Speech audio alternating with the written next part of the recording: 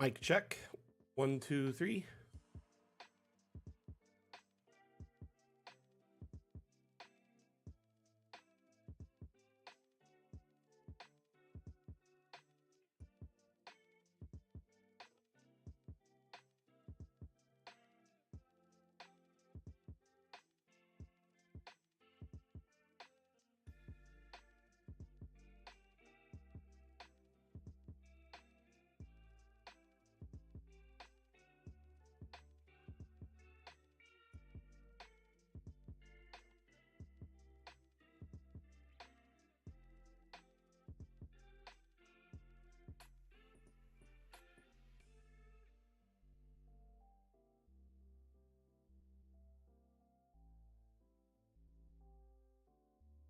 Glad y'all can hear it.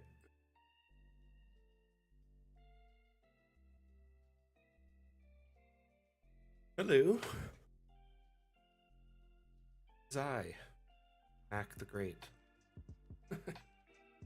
How's everyone doing today? Welcome back to Mapmaker Monday. My name is Mac, community manager for Dungeon Alchemist. Dungeon Alchemist is a map-making utility available on Steam. It allows you to build maps in a snap, or you can spend hours and hours building very intricate, detailed maps by hand. The tool allows for both. Best of both worlds, I like to say. So welcome to our Mapmaker Monday stream, where every Monday you can tune in at 9 a.m. Pacific, 12 p.m. Eastern, 4 p.m. UTC, for a live stream where I build a map. And you can tune in, learn, listen, ask questions. The stream is hosted in AMA format, which means ask me anything. So if you have any questions related to Dungeon Alchemist, feel free to let me know and I will do my best to address them. Throughout the stream, I'll be focusing on building this ancient cemetery, which I've been working on for some time on the Mapmaker Monday stream. It's been quite a build. I kind of got in a little bit more than I anticipated when I started this build, which actually started over in this corner with the entry area. And then I've slowly added, graves, a cathedral, with a parking area and a lovely garden all the way around it. A 3-story bell tower that we put in by hand.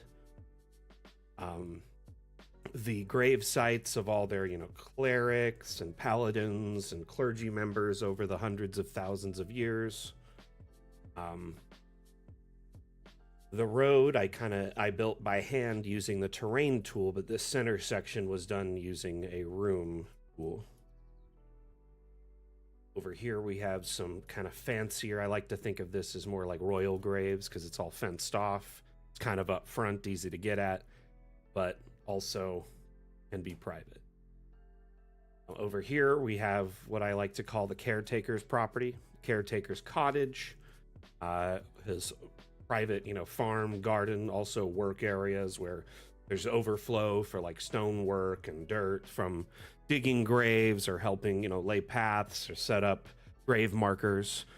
He tends to all the various plant life on the grounds, and is a bit of a green thumb, but also helps, manage grave plots, dig them, etc. But he has a bit of a knack for growing plants, and he likes to collect rare plants from other realms that are far away. Hey, Jack.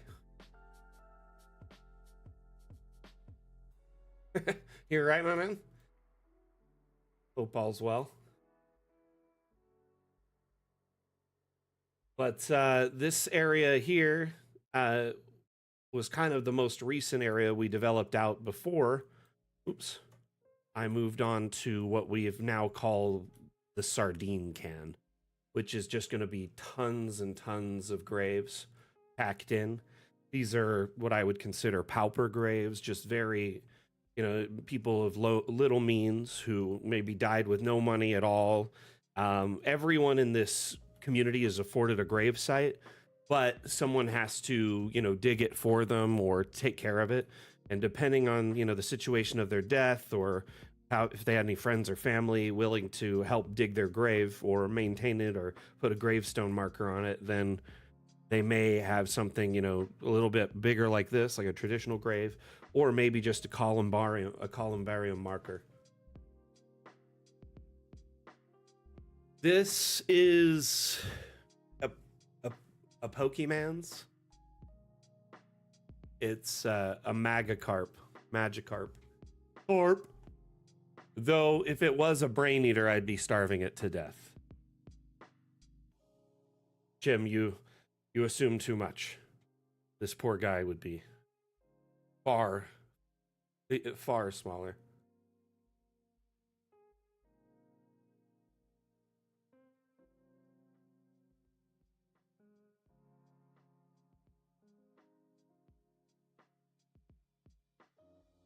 Cat fur face.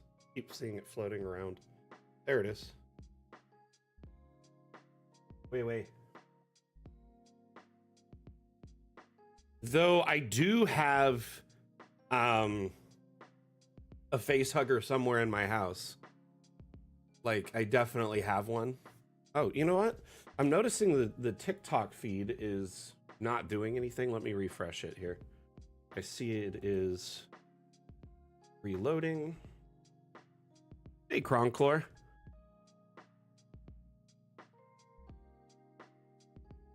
Thank you, Ashley. Yeah, Dungeon Alchemist has come a long way. So I just noticed the TikTok chat wasn't doing anything, so my bad. I missed a couple messages.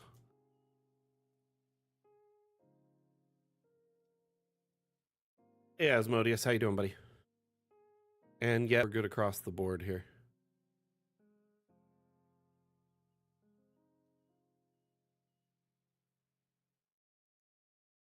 Okay. Was wondering what was going on. So basically, my plan for today is figure out what I'm doing in this section here and then start just packing in graves. I don't know if I'm going to be adding more columbariums past this section because it's just going to take forever to fill them all up. Like, I've only filled up like 2 or 3 rows. 4 rows, maybe 3.5 rows. And I still have all these to fill. Boom, boom, boom, boom, boom. So I'm going to try not to use those or leave a couple of them empty, like they're waiting for potential future, funerals or whatever. Yeah, I missed that one, unfortunately, and I don't think they're here anymore. Alex, on TikTok, are you still present? I would love to answer your question if you are.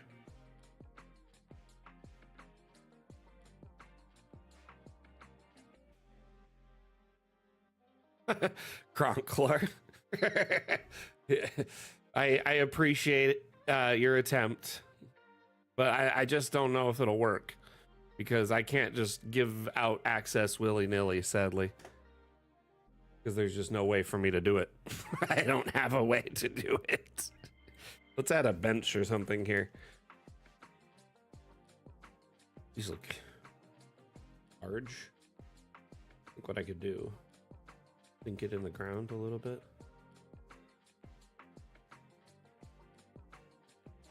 Oh, it feels too big still. I'm gonna shrink it, raise it, and then just stack 2 of them right next to each other.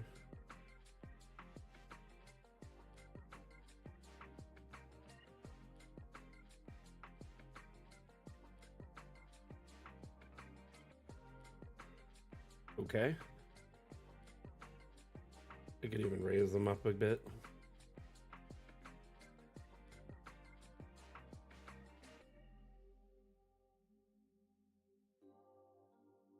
Together like that. Not bad at all.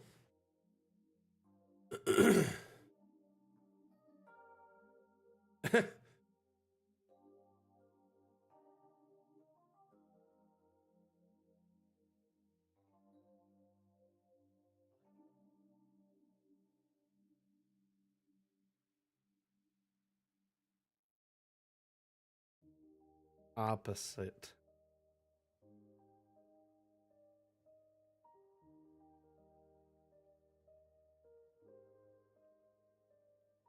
eating area. And then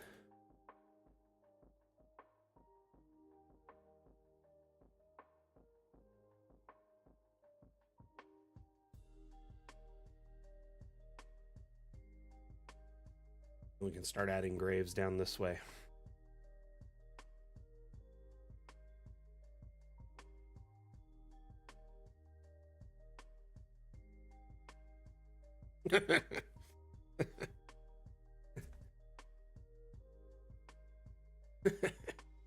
I like to think y'all can see right through me sometimes.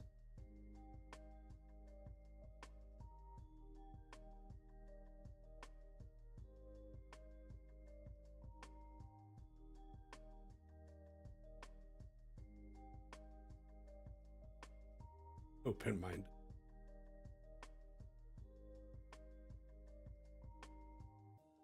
Hardly. Okay, I'm gonna start packing in some graves here. Let's start with, I like that one. What I think I'm gonna do is do a couple graves. By that I mean graves that are like, it's very similar with like a branching piece, i.e. they were a couple, some sort. Two of them like really close together, and then you would put something like, I have a few that I've couple graves. That one, chain them together with something like that, and it just signifies that they're like, you know, linked in death even.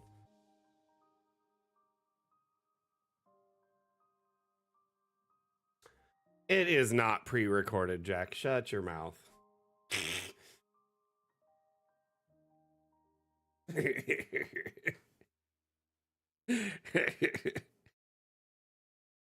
He's just trying to get a rise out of me, get a reaction. He knows exactly what he was doing.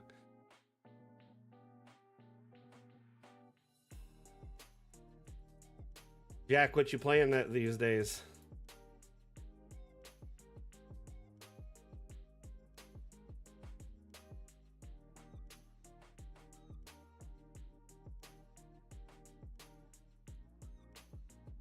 Right, Rev?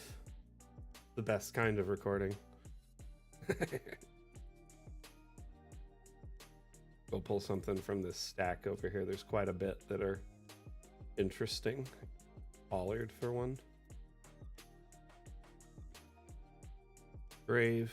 Could make it daytime too. Here. I've been kind of just building and showing it at night because it's a graveyard, right? That makes it more fun.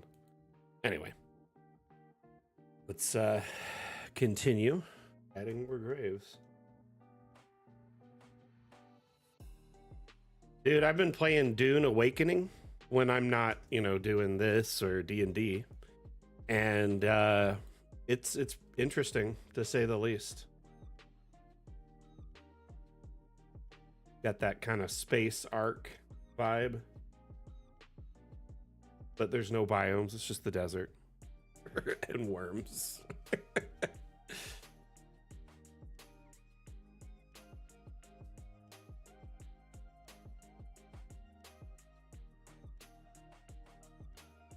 Yeah, I think I'll add some decorative areas here in a bit, but at the moment I'm just trying to, like I said, sardine can it in. I was going to do as many graves as I can today. My goal today is quite literally to stay as on task as I can and get as much done as possible, but still be, you know, available to answer questions. Just going to be super focused on the build.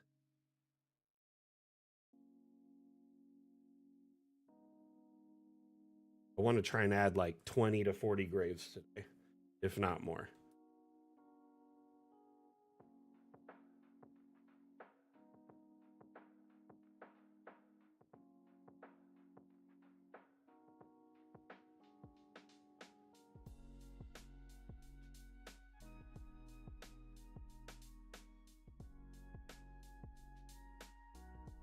Yeah, but I don't want a lot of duplication. I try to mix it up by doing a lot of different stuff.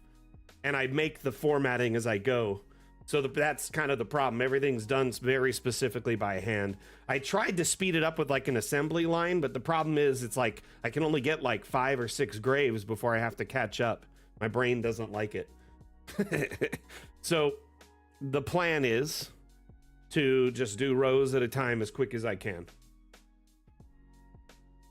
Claw Gamer Squad Shop, welcome to the stream. My name is Mac. I'm the community manager for Dungeon Alchemist, which is the program you're seeing here.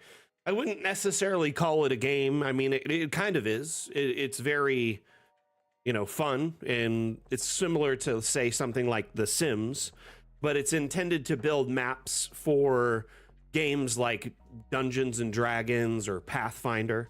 So it's a map making tool that allows you to build beautiful maps that you can use in your D&D campaigns or other.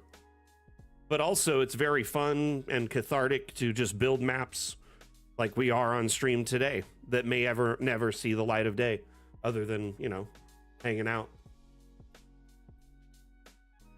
If you have any questions about what you're seeing, let me know. This is an overhead view of the map we've been making. It's a massive ancient cemetery complex. There's a big, huge chapel here, and there's quite a few graves that we've added already, but we plan to add a lot more. As you can see here, this is the area we're working on. So this will be all graves. I think I was going to add like a little park right here or something, maybe in this square, and then the rest would be all graves. For sure, you definitely could. In fact, let me open up Steam Workshop, because we have Steam Workshop integration, and our communities of map makers, DMs, GMs. There's hundreds of thousands of members in our community, and they've shared over 11,000 maps since we added Steam Workshop, integration. But if you type in like Stadium, typically there's already a few that have been built and shared just with that name.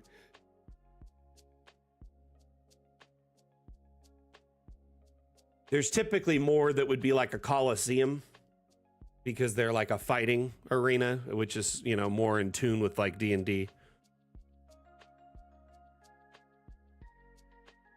That being said,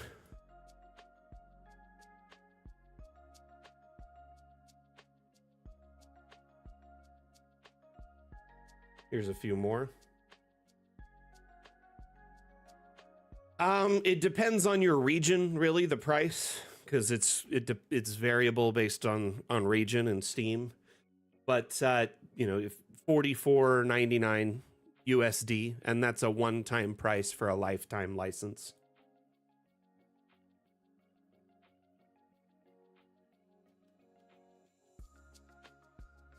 Dyson did like a whole series of maps that were like, each of them were a different letter.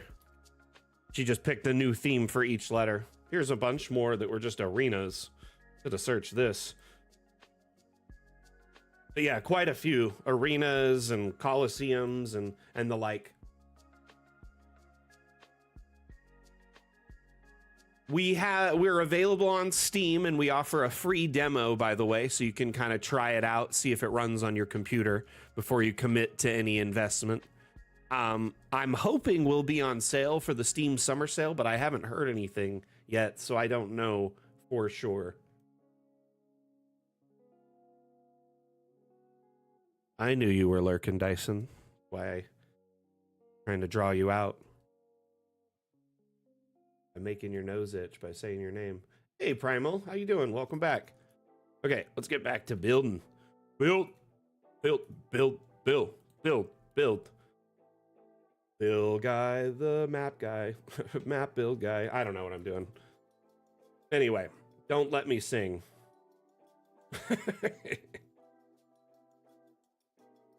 Yeah, the letter series is great. I think you did a great job.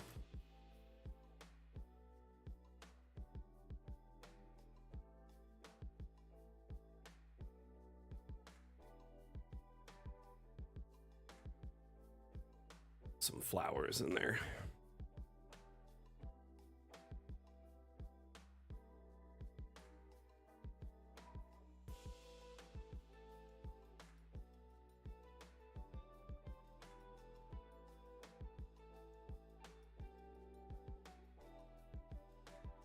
Then I'm thinking just put like one sunflower as the headstone. Or like a gardener or something. Or natural. Little stumped on K. How about...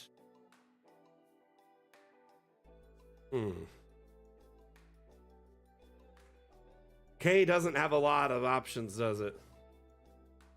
Jack, you taking off, dude? Hey, thank you for being here. Appreciate you, brother. I know this isn't your scene, so I appreciate you when you drop by. See you later, Claw Gamer. Let's help Dyson come up with some suggestions for K. A theme using K as a word that starts with K. Night is a good one. I mean, that's a pretty easy one, right? You know, it's funny. One of my first builds in Dungeon Alchemist was a night-themed tavern. It is, I'm pretty sure, on the Rusty Armor Tavern. This is like one of my oldest maps. Just such a simple tavern.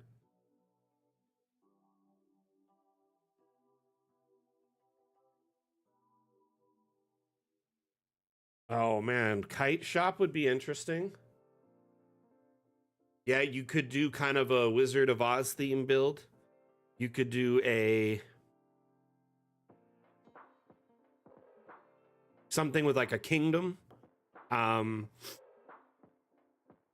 Maybe even like a kingdom that's been that's, you know, fallen apart over time, like an ancient kingdom or some sort of like, I don't know. Doesn't necessarily have to be perfectly up-to-date built. Does that make sense?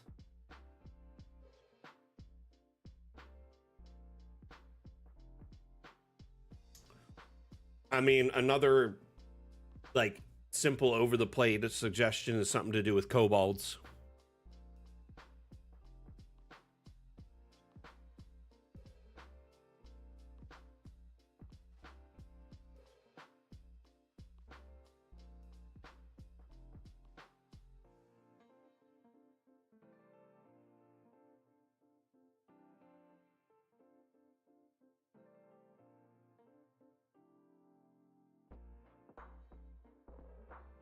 Yeah, I like to throw the easy over the plate ones out there.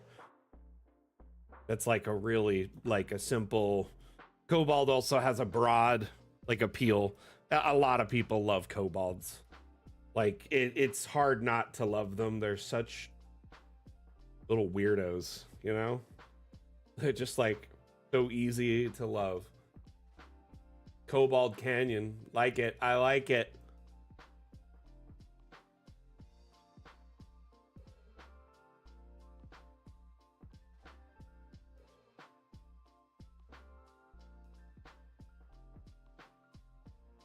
I need a headstone for this one. I was thinking of putting a sword on it. Not a standing sword, but a sword on it. Like just laying like on a scabbard. That's just so massive. I think that looks pops. Some headstones this way. Let's see here. Pole. Let's do. We did this one. Maybe we could do this little lamp one.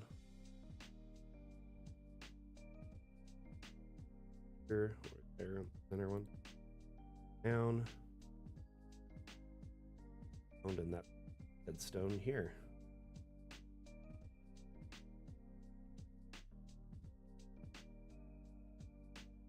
Grave site are we gonna do there? Do Aaron back over together and easy. Race and Killing Field, yeah, that's an interesting one there, Kane.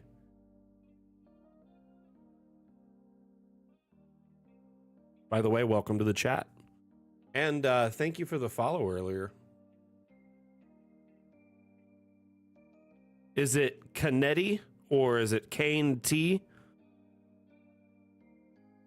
Or is it K4 Netty? I'm assuming the 4 is an A. I want to get your name right, by the way. That's why I'm asking. So sorry for putting you on the spot. Just want to make sure I don't butcher your name going forward.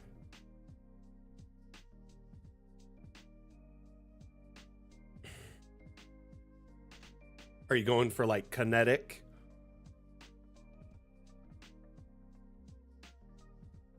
All are fine.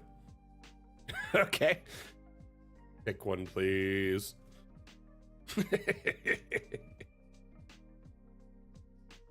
So, how was everyone's weekend? Let's talk about it. Did anyone get any gameplay in?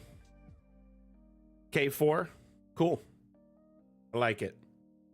Sounds like a robot dog's name. Well, that'd be more like K9, wouldn't it?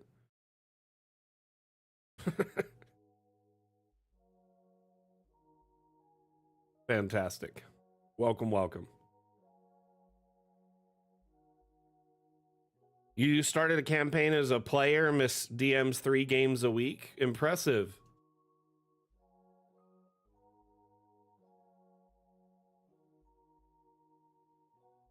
Is this used as a grave? Weird.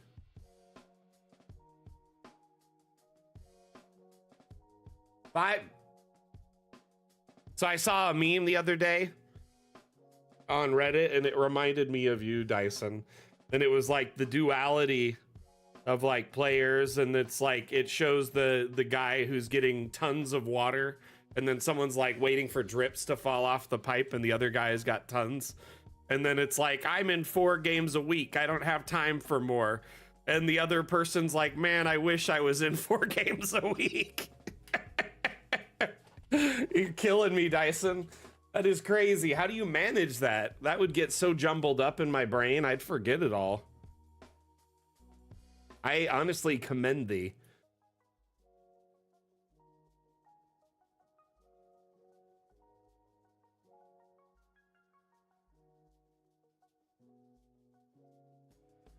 Trade these.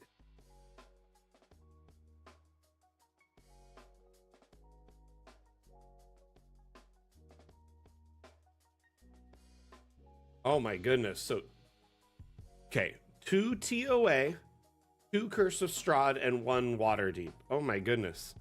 That's a lot to keep track of.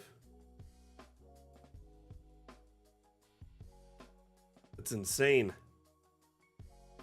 Also awesome.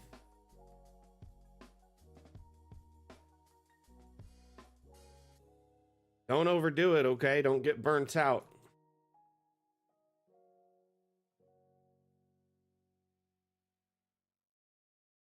That probably helps because your characters are like, it's even different if they're all the same character.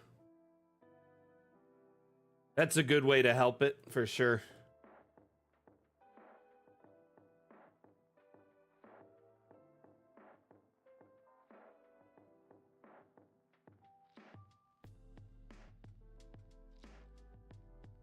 It's good for everyone to do things to avoid burnout. If you find yourself disassociating from your hobbies or not finding, you're not happy with them, or definitely, maybe just think about doing some other things for a while, shifting your efforts into other hobbies or other interests to help you find your spark again. And also remember, not every one of your hobbies has to be a side hustle.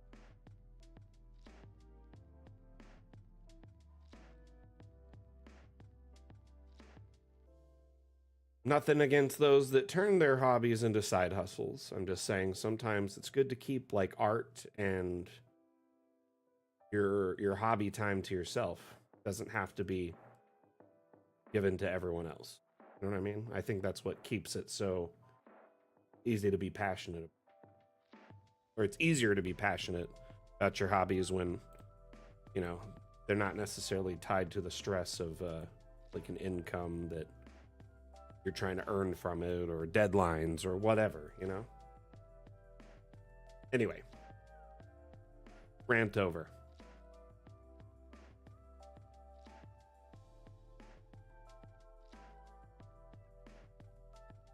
also have a full-time job. Geez, Dyson. Crazy.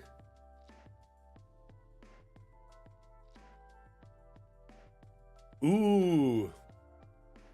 That's a good suggestion, Atlam.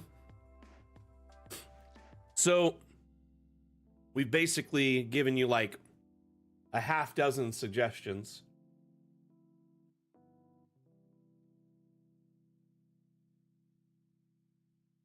Could make a kobold Kremlin.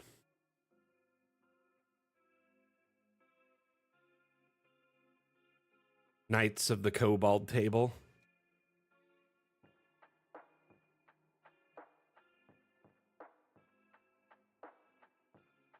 Hey, Mondu, you're funny.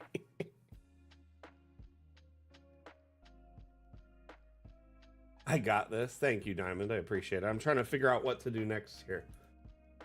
How you doing, Diamond? Oh, tell her thank you. It covers up my bald head, but it's still easy to tell I'm quite bald.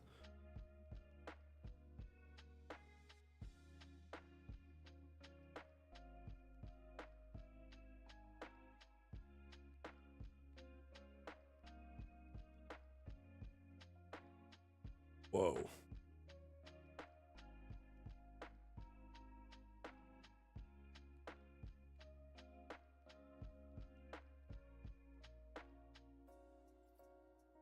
I'm wonderful, Mondu. How are you doing?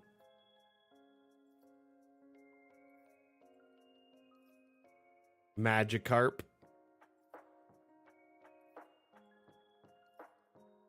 Carp.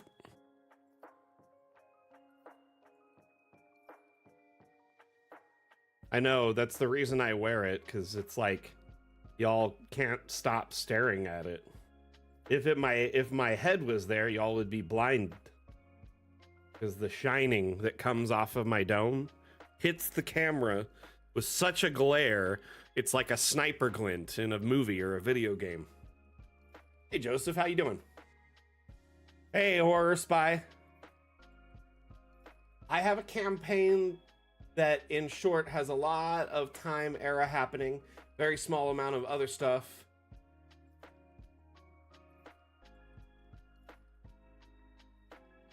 So I'll be honest with you, Horror Spy, a lot of cultural assets is something we're gonna be avoiding.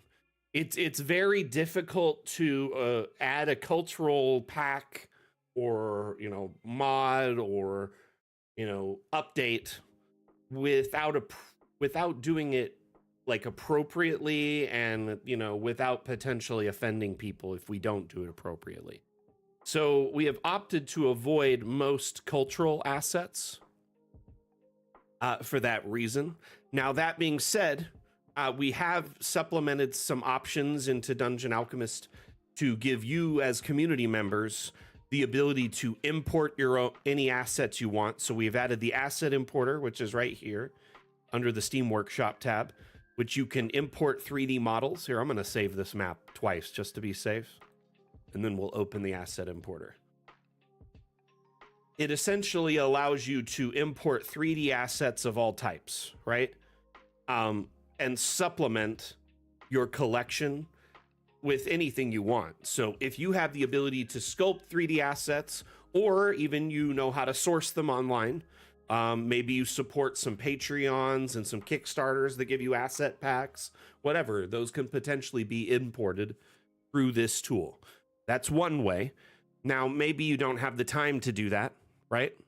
Or you don't really want to figure this out, or you don't understand 3D modeling, or don't understand how to source or locate them online. That's fine. To each their own. There are already an impressive repository of assets that have been shared by our community. We're nearing 10,000 assets now, many of which dip into cultural or other aesthetics that aren't something we're doing right now. So we're primarily, fantasy, leading into like Western, early, like Victorian kind of that era with some steampunk added in as well. But With the assets available on the workshop, you can do things like sci-fi, cyberpunk, Fallout or apocalyptic vibes, cultural vibes. I mean, here as you see a katana, clearly not something we have stock in Dungeon Alchemist. And this collection of assets grows every day. You can type in, keywords and search. You can sort by most popular. Most recent is one of my favorite ways to look it up because there's tons of different options. There is tokens in this collection, right? There's 300, let's just see, NPCs, 478 monsters, and 140 characters. Blender assets can definitely be imported. Horror Spy, in fact, Blender is one of the primary tools a lot of our community members use to implement assets. There's a plugin one of our community members has made to kind of speed up converting assets in Blender to the right format and putting them on the right axis so they import correctly. What is Asmodeus? Are you still present? Isn't it Danger Weasels? What is the name of the module? But Horror Spy, if you hop in our Discord, we can direct you to a tutorial on our wiki. I guess we could probably share it on our YouTube. One second. Atlam, can you drop the link for the wiki to the tutorial for the asset importer? Because that has guides for like Blender and other stuff as well. Oh, you're already in the Discord? Perfect. Another thing too, if you ever get hung up, spin up a support or a question thread.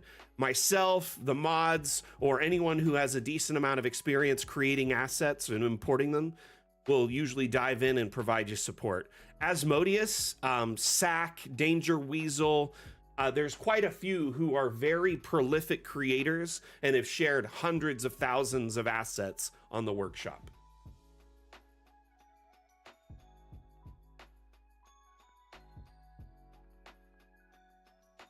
But yeah, basically the asset importer or the assets available on the workshop really supplement that quite a bit. There are now dozens, if not hundreds, of sci-fi maps available, cultural maps available, leaning into things, that are like Viking or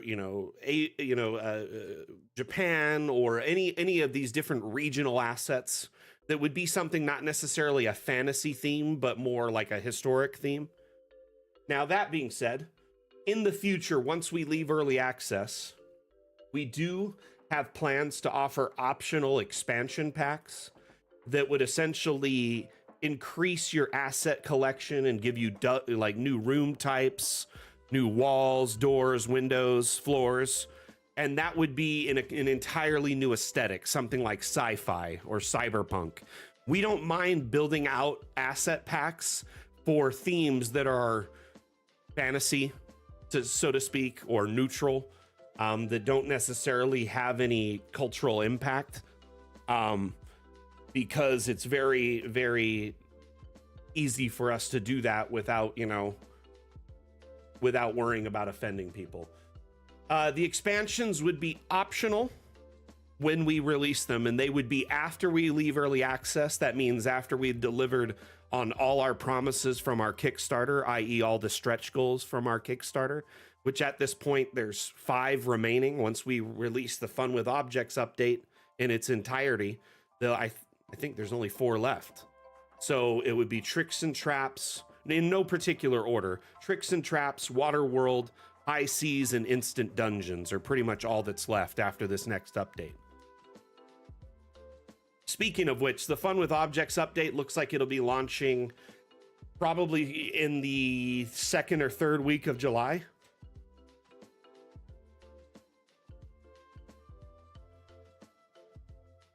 But after we leave early access, then we would offer these expansions, which would be optional, and yes, they would be paid, something around like probably $20 to $30. But the way I have been hearing it and understanding it is it would be essentially completely optional. You don't have to do it unless you're interested in that theme. And then it would add hundreds of thousands of new objects right? Doors, windows, walls, floors, room types, biomes, environmental biomes that are all thematic to that specific content. So if you're thinking sci-fi, it would all kind of be linked to that. If you're thinking, cyberpunk, it would be all be linked to that.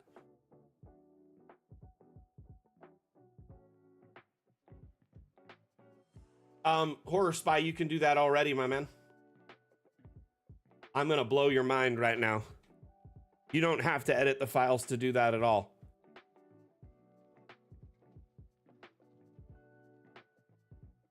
So you see this collision toggle right here under the object panel? That bad boy? When you disable collisions, you enable the fun, okay? What that does is it unlocks the objects. Notice this like UI changes. First off, the up-down arrow is added, so you can raise objects up and down. And you can scale them far beyond or below their limits once you've unlocked the colliders. So I can make stuff tiny or gigantic. This only works with about 99% of objects. There's a handful that are locked and they cannot be scaled regardless. Now,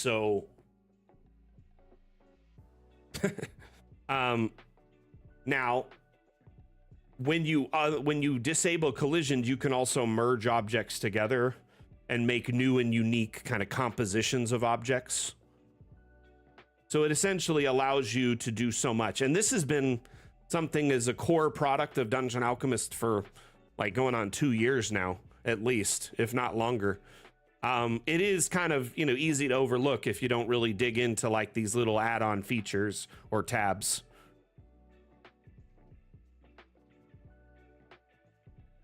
Honestly, that's what I'm here for, to blow minds and to help people, make better maps. So if you leave today understanding Dungeon Alchemist better and, how to make maps better, then that's you've succeeded in the stream, and I've succeeded. Honestly, people will build maps forever and not notice little things like this or like this down here. At the bottom of the UI, oh shoot, where it's covered right now with our damn challenge stuff. 1 second, let me just hide that.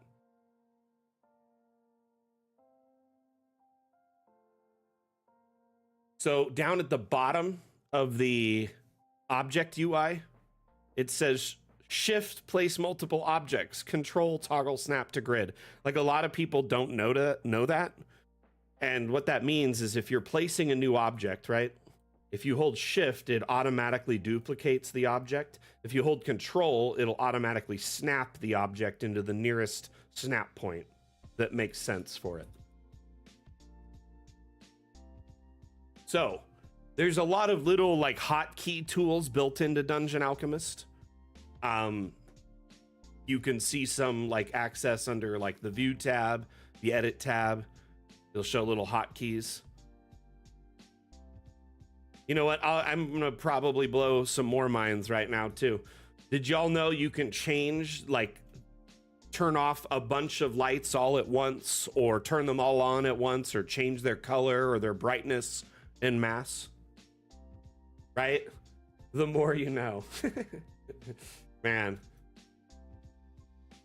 that takes me back. Butterfly in the sky. I can fly twice as high. Okay.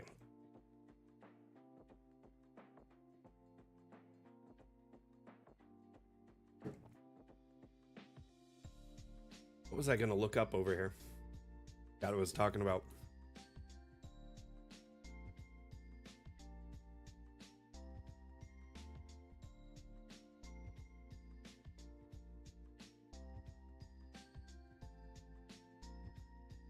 Why am I not seeing Falarian's messages? Or Farallon? Oh, there it is. It's way above. I've just missed it. Is there a way to make corridors that are half a square wide?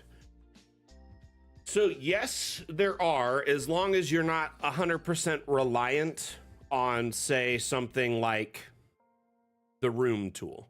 If you're okay with using the room tool mixed with, say, object walls to make the corridors thinner, then yes, it's entirely possible.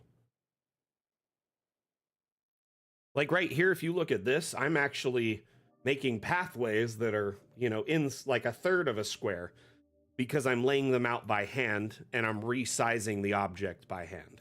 Some of these corridors here are within a square. Does that make sense? Essentially, I'm not reliant on the room tool to build a lot of my stuff, or most of it. Now, if you were inside of a building and you wanted to make a corridor half a size, what you would do, let's say I wanted to make something, I wanted to split this doorway in half, right?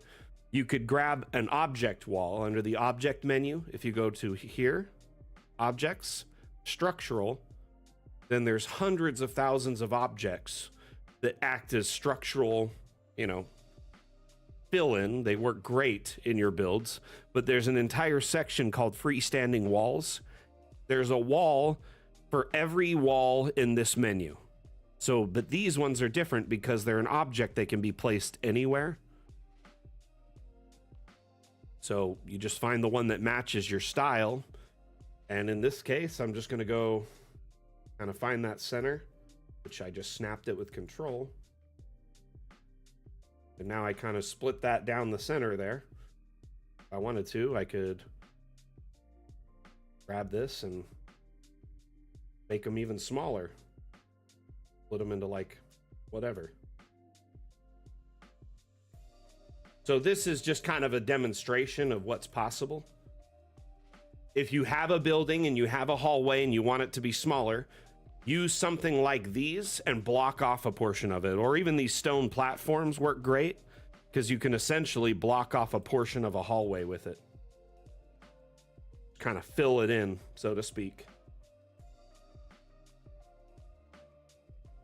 Because Dungeon Alchemist's room generation tools rely on a grid to generate, it has to use complete grids, so it can't split a grid unless you do it manually. I hope that makes sense.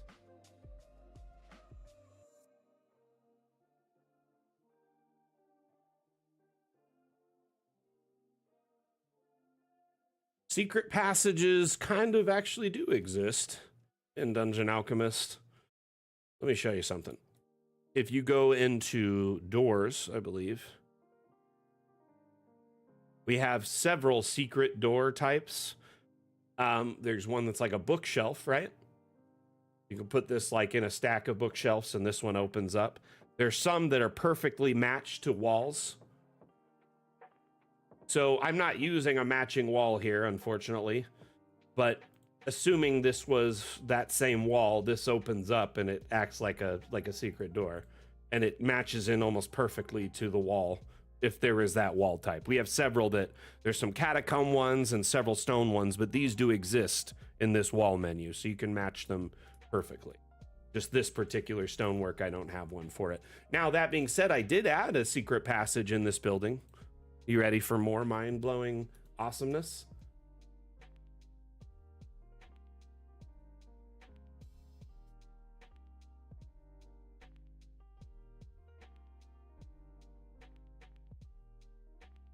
So if you look at this confessional booth, it's actually a clever piece of kit that the devs, the artist design. It has interactable parts. You can open and close the curtains, right?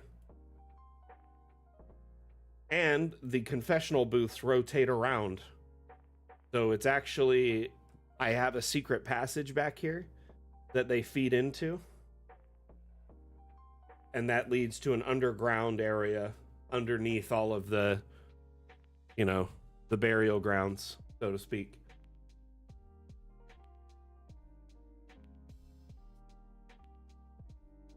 I've actually put several secrets on this map as we've built it out. That's one of them. There's one in this mausoleum here. I put a little hatch under the sarcophagus in this. And there's a hatch on the caretaker's property over here, hidden under this pile of manure at the very back corner of his property. I like to think he knows there's like a secret underground kind of area, and he keeps his access hidden so no one knows about it. Anyway, there's always like fun ways to add passages and secrets using Dungeon Alchemist objects, and quite a few of them kind of leaned into that. But you do have to kind of pick your build around it to make it match.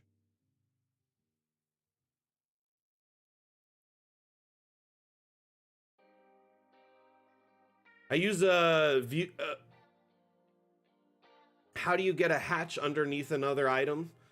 Lizzie, you disable collisions and then put the item on top of it. So you can put an item over an item. Lizzie, I mean, we essentially just don't want to offend any parties out there of any cultures or any, you know, whatever. Essentially, it's a smooth PR move to try not to offend people as a small business that doesn't have like tons of resources to, you know, defend themselves legally. And also, we just really don't really like upsetting our community in any way.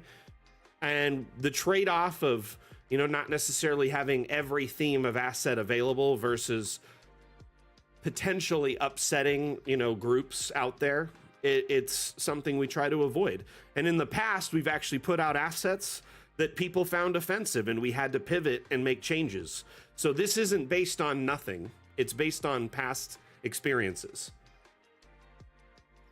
Now, Farrellin, which VTT do you use?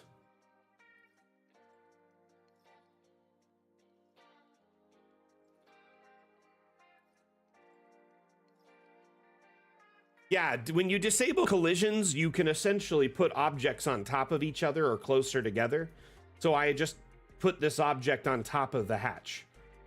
You know what I mean? And I kind of let the hatch hang out a bit, so it was kind of obvious it was there. Disabling collisions really allows you to do so much in Dungeon Alchemist. If you don't use this tool, you're really doing yourself a disservice in your builds.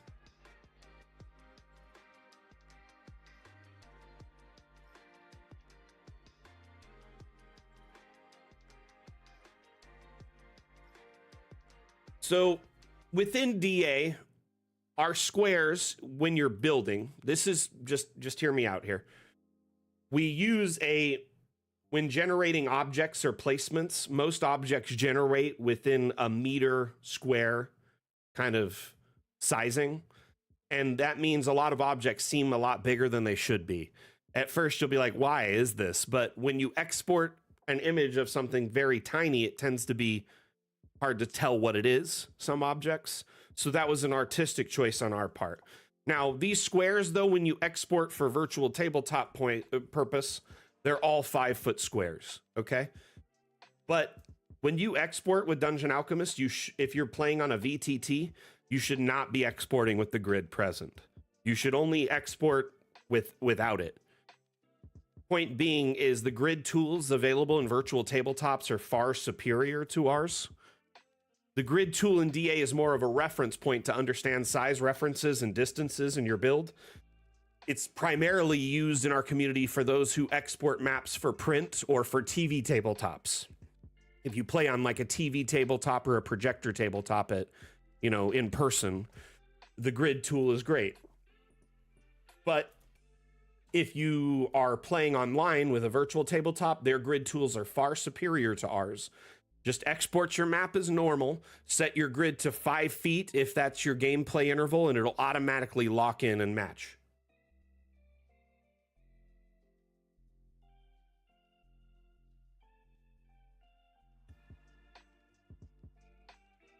Are you using the Smoke Inspector plugin at all? Extension on Owlbear? Horror Spy, we don't have direct compatibility with them, but there are quite a few members of their community who use Dungeon Alchemist.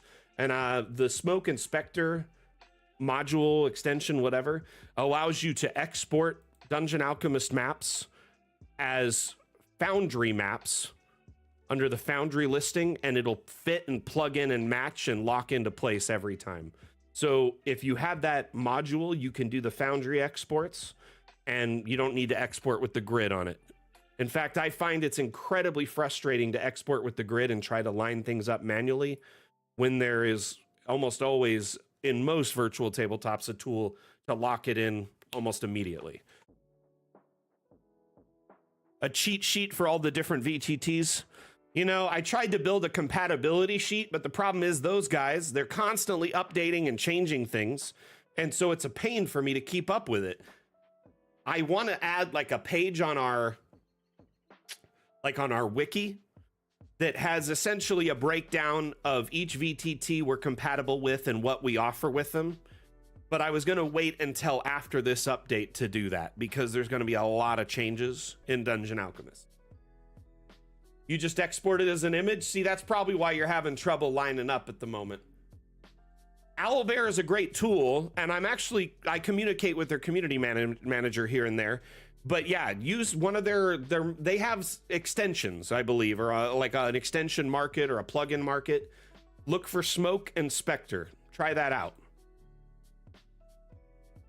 But that's probably why things don't line up either, is the image exports tend to be more set for like print or a TV tabletop.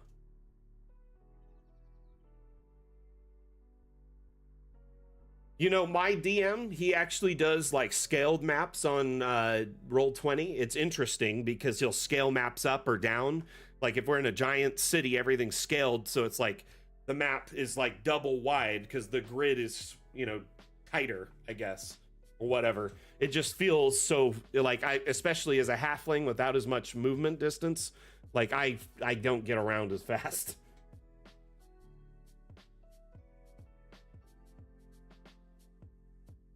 Caillou, you're listening to the stream while driving.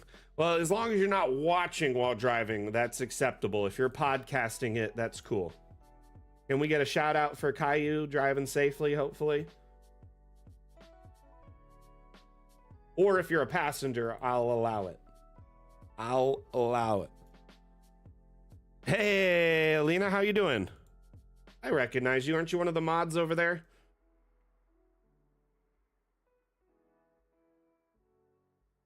We've chatted a couple of times in Eric's chat, I believe. Anytime you see the Dungeon Alchemist name drop in, that's this guy. Twitch moderator. Nice. I'm wonderful. Wonderful. I was actually just talking about Eric and how he sometimes scales maps differently, so it'll be like it's the same, you know, map, but it's like if you scale the grid differently, it makes the map bigger or smaller. It's interesting.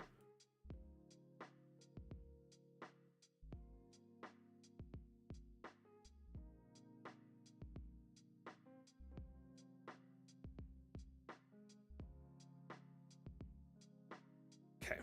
Keep adding graves. Keep adding graves.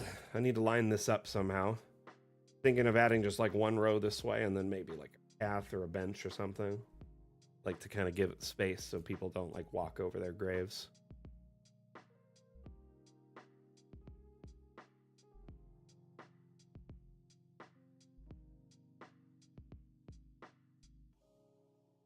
Oh. Our group just had a session with Eric like this last Sunday. And we ended up beating the big bad. I'm hoping eventually my group gets a little bit more brave and wants to start streaming it. Because it's like, it's actually a really fun and compelling group. And I think it'd be interesting to stream it, but it's whatever. I'm not going to pressure them. I don't want to, you know, take away their fun if they're not interested in it, so to speak. Though the idea of streaming a campaign is super fun to me. I really want to do that eventually on the Dungeon Alchemist channel. Been waiting for the opportune time for like years. Like,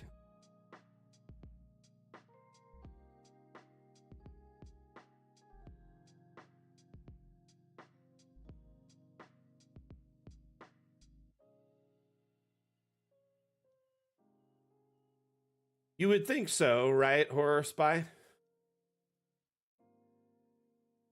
logically, what you're saying makes sense on like paper, right? So Dungeon Alchemist is developed in Unity, right? And we are a small indie team. So at times we've had to make certain artistic choices to accommodate to both our manpower and resources, right? And skill. Early in the development of Dungeon Alchemist, before they launched into early access, they were trying to come up with a novel solution for terrain, and they essentially realized that it would take months and months to develop a custom one that they wanted that would be perfect for our needs. And at the time, they weren't sure exactly what biomes would be needed or what terrain patches and swatches they would want. Hey, see you, Alina. Thank you for being here. So they opted to use what is essentially like a plugin or a module for Unity to speed up the development. And this plugin, this module, allows for terrain painting within Dungeon Alchemist. It's like a third-party module or some kind of thing within whatever within Unity, and it is limiting. It has some problems, both in the more terrains we pack into it, the less efficient Dungeon Alchemist runs for the average user.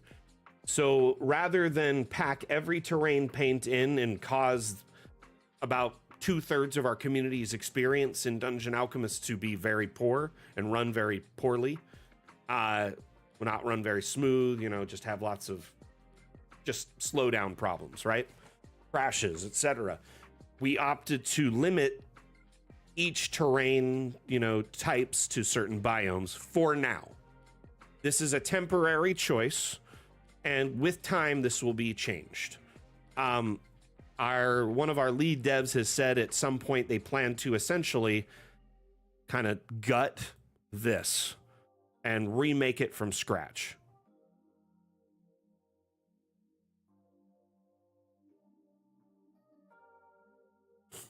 So we essentially, we're aware of the limitations.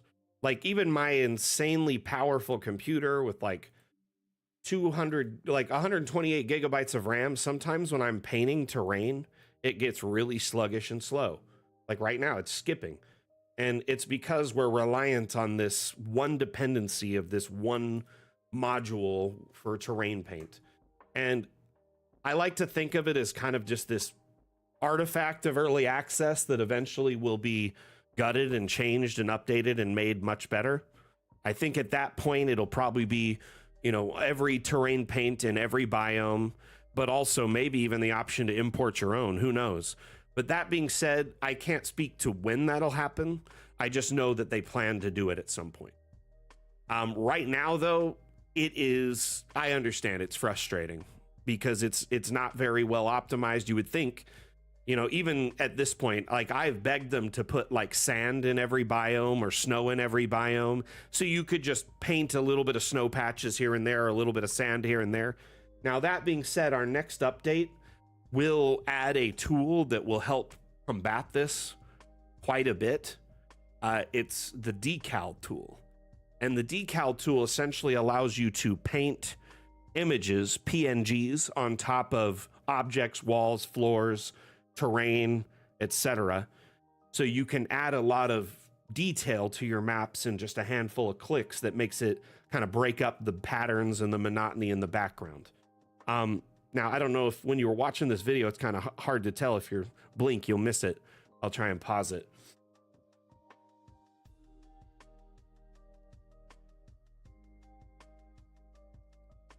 In this particular panel, notice there's leaves, moss, dirt, snow. So it looks like they're going to add at least some ability to paint in some different terrains into different biomes to a degree.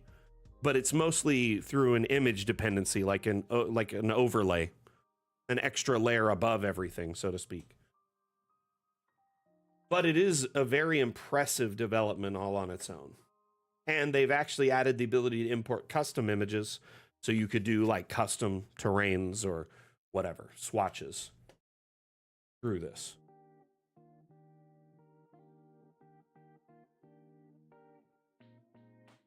Do good. Bollard over here. Let's do a shield. I haven't done a shield in a while. Let's do much too large. I'm gonna just down. Go. More.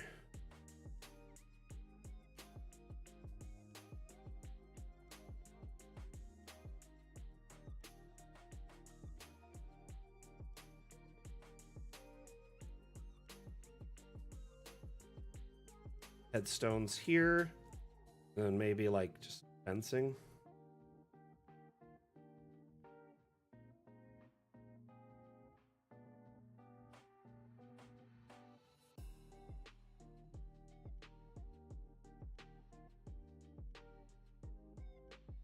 Did the benches here. Did hedges here. You could just do something like the smaller fence again. Don't want people like shortcutting over people's graves.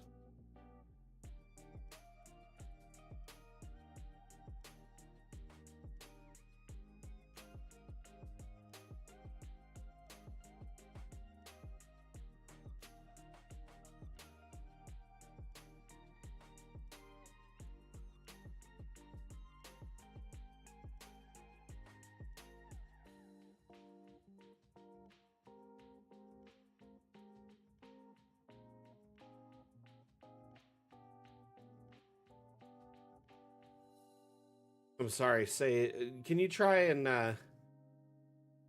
I'm also confused. You want to know how much you're resizing them?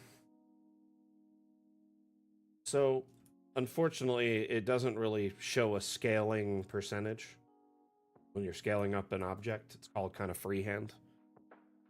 Though our next update will offer a universal scaling object for the entire like object panel. Will essentially allow you to set the object scales to anywhere between 50 and 200% on the fly, which is great if you're not really happy with the current like default object scale. You can set it to lower or higher depending on your map build. This can be very, very useful. Instead of having to scale every object one at a time, you can scale the entire collection. This is about the only way it'll show how much it's scaling it. Now, that being said, what I like to do if I'm doing a lot of objects and I want them all to be the same size, right? I'm assuming that's what you're aiming for. Instead of like resizing every object one at a time, copy from the one you like the size of. Once you get an object to the size you like, just start copying from it and using your shift option to duplicate it if you need it more, or the plus right here, which also gives you a tooltip of the name when you highlight the plus symbol.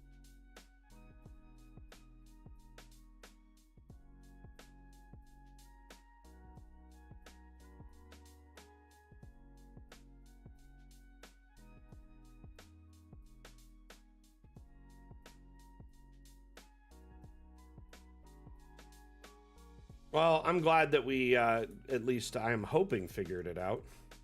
Wouldn't want to leave you hanging there.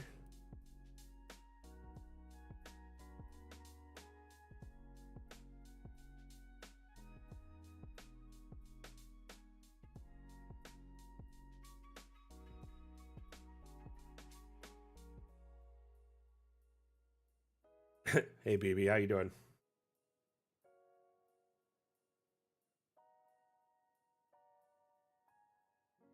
How goes your day? How was your weekend, I should say?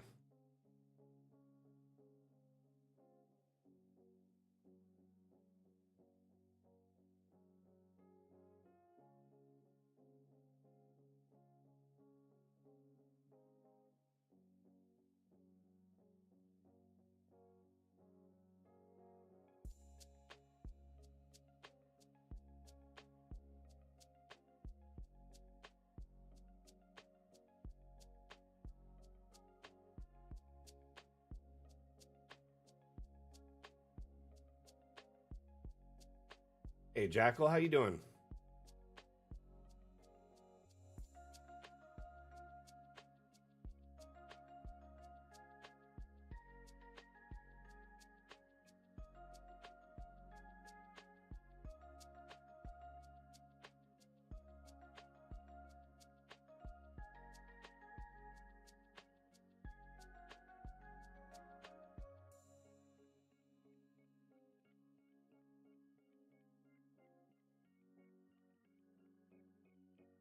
I'm good. I'm good. Thank you for asking. I just kind of recently got over COVID, which sucked, but things are going better now. Feeling a lot better. Other than I'm just kind of like get worn out easy, and it's so hot here in Vegas now. It's like 105 plus, which just wipes you out.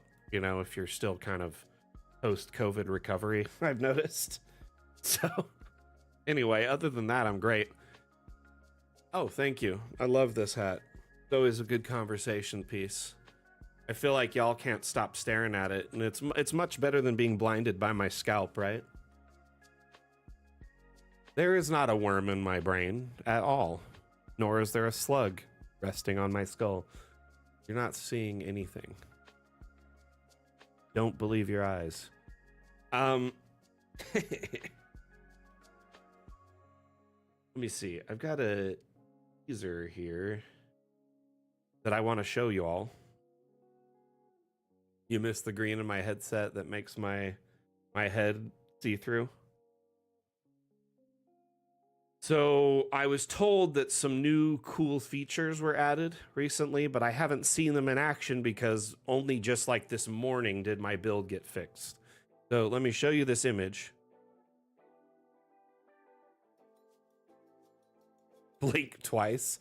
So you're saying basically in the next minute I'll confirm I'm a mind flayer.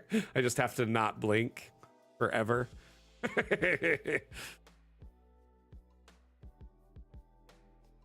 So this was a screenshot shared with me.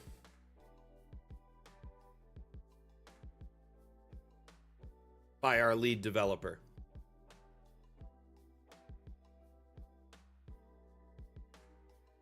Now, I'm noticing this is an export feature. I'm hoping we can add it as a live feature, because I know people like to take screenshots, and your export, if it's the only one that blocks the sun in interior rooms, that's kind of a frustrating way. You can't really use the cinematic features to do that, right?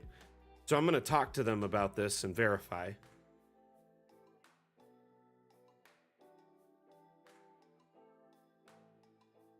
Technically it is. The live grid is on the export at the settings you set it. You can disable it in the export menu though. Let me show you one more image.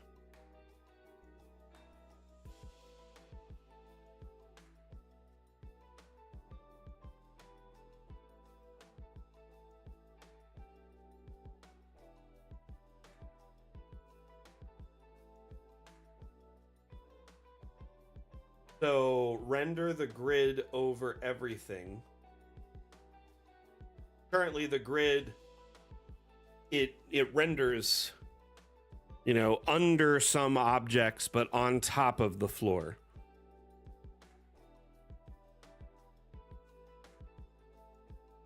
Right? Rockstar is pretty serious about their leaks.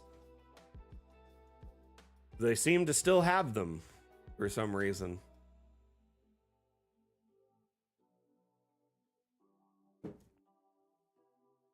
I've been reading some of the leaks for GTA 6 on Reddit, and they're compelling. The game looks like it's going to be crazy.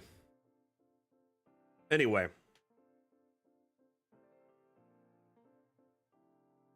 Would y'all like to see a clip of some underground building? Or just, you know...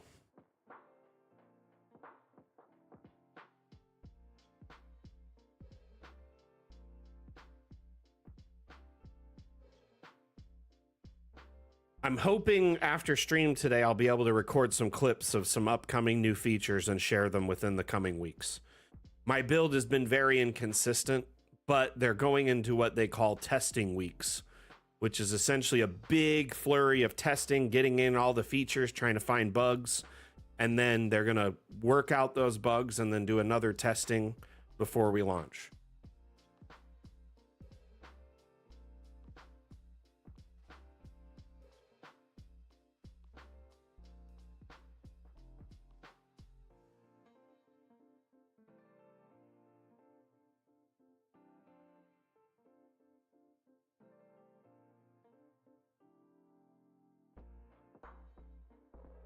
And y'all remember, roofing and ceilings will be in the next update as well. So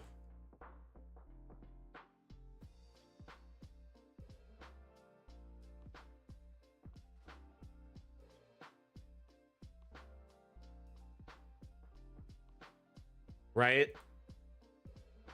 I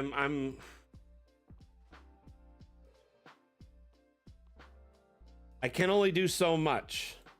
I do have a bit of a streak of finding things in DA. I'm a harbinger of bugs. I tend to find the game-breaking bugs in test week, and then we end up getting delayed. And it's happened at least twice.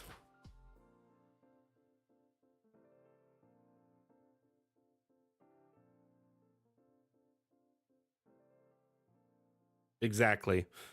So it's kind of a joke that I've caused some major delays because I'm really good at finding bugs, right? But also, it's like probably for the best that we didn't release it in a buggy state, right?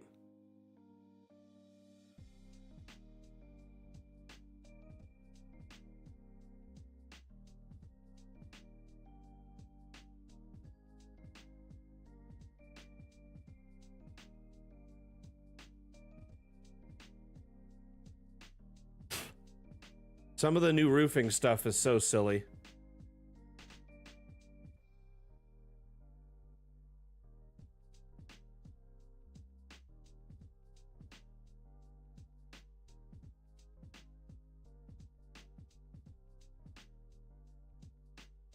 Yep, there will be officially wisterias.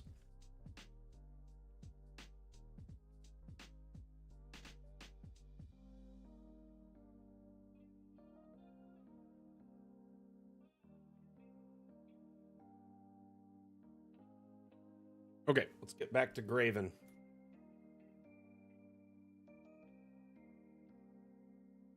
I am a Mac and I'm digging a hole. Diggy, diggy hole.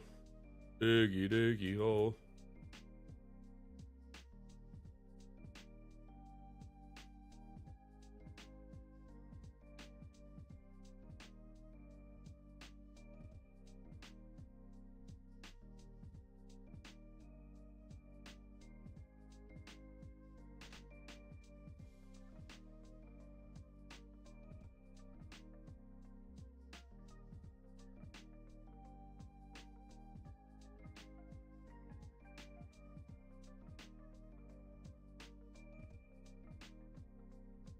You always seem to need hanging plants. Well, have I got news for you?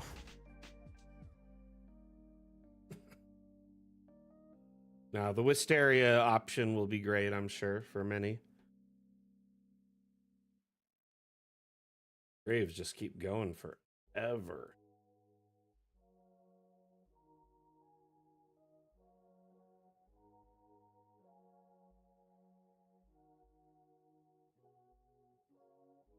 Some diverse. Do that pillar.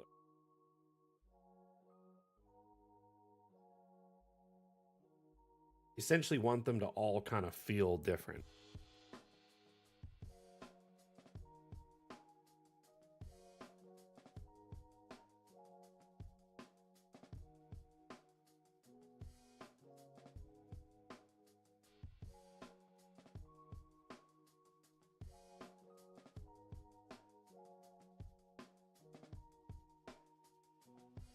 Slightly, at least, if anything.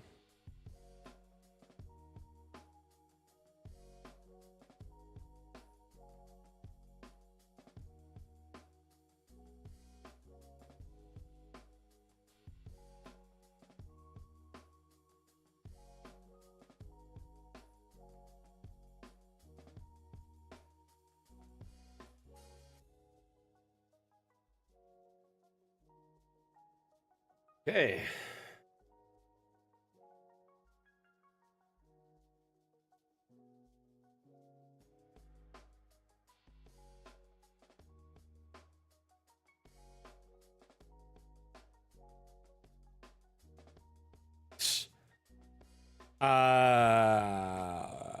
If there's any necromancy happening here in this place, it's happening in secret. Let's just say that.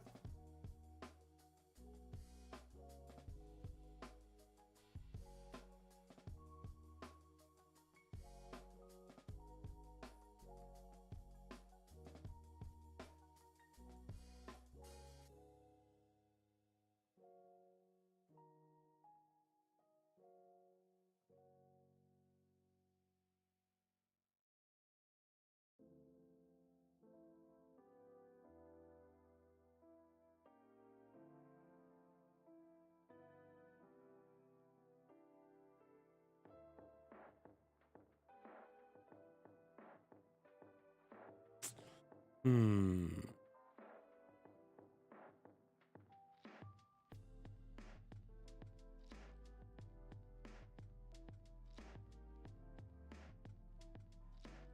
One of these pillars with a lantern on it.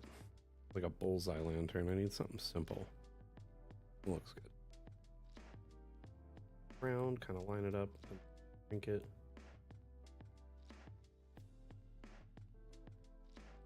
Shrink it and sink it. Boom. Good.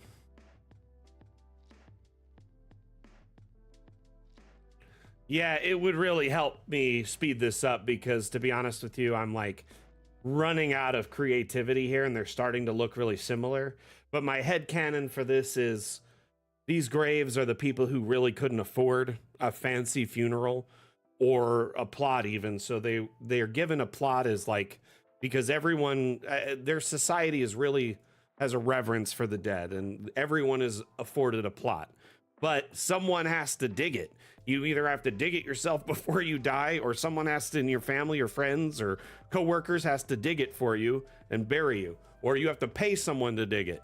So essentially, in some instances, you know, they may not have had someone who could do it, or they did something simple like a vertical grave, or maybe they didn't have a body and so they used a columbarium. But yeah, the new graves in the next update will help tremendously. In fact, while we're talking about that, let's take a look at some of the variety of those.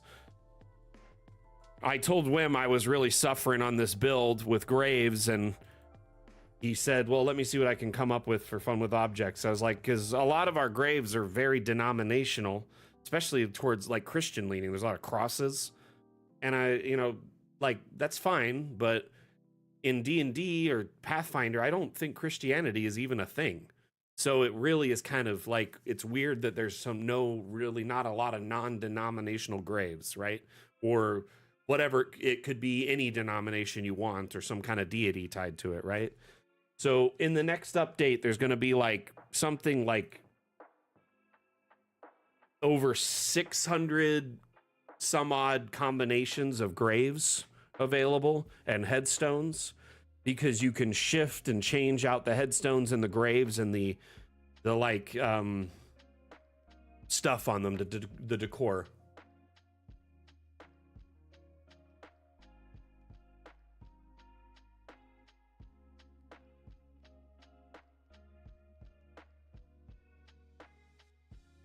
So essentially we'll have a lot of new like grave options, hopefully in the near future. But until then, I gotta make do with what I got, you know what I mean? How are you, Remy?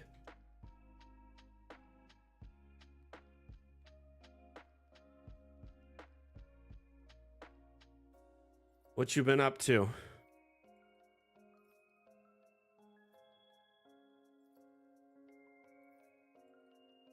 Yeah, I have added a bunch of tombs, but this area likely wouldn't be tombs. These would be really simple graves. Like we've added some, you know, mausoleums and tombs and all sorts of stuff from the workshop specifically to kind of spice this up and make it different. But it only goes so far, and I'm trying to avoid using the workshop excessively. because it makes the map even larger. Like right now, the map's already huge size-wise, but then you add, 500 megabytes of objects. It also makes it crazy for some people to download, or really difficult for them. Not everyone has unlimited internet, or as a reasonable data speed. So sometimes I kind of try to build around that, but I'm already getting way off course with this one. So another grave with a couple. I'm gonna use a connected pole. These bad boys are really cool.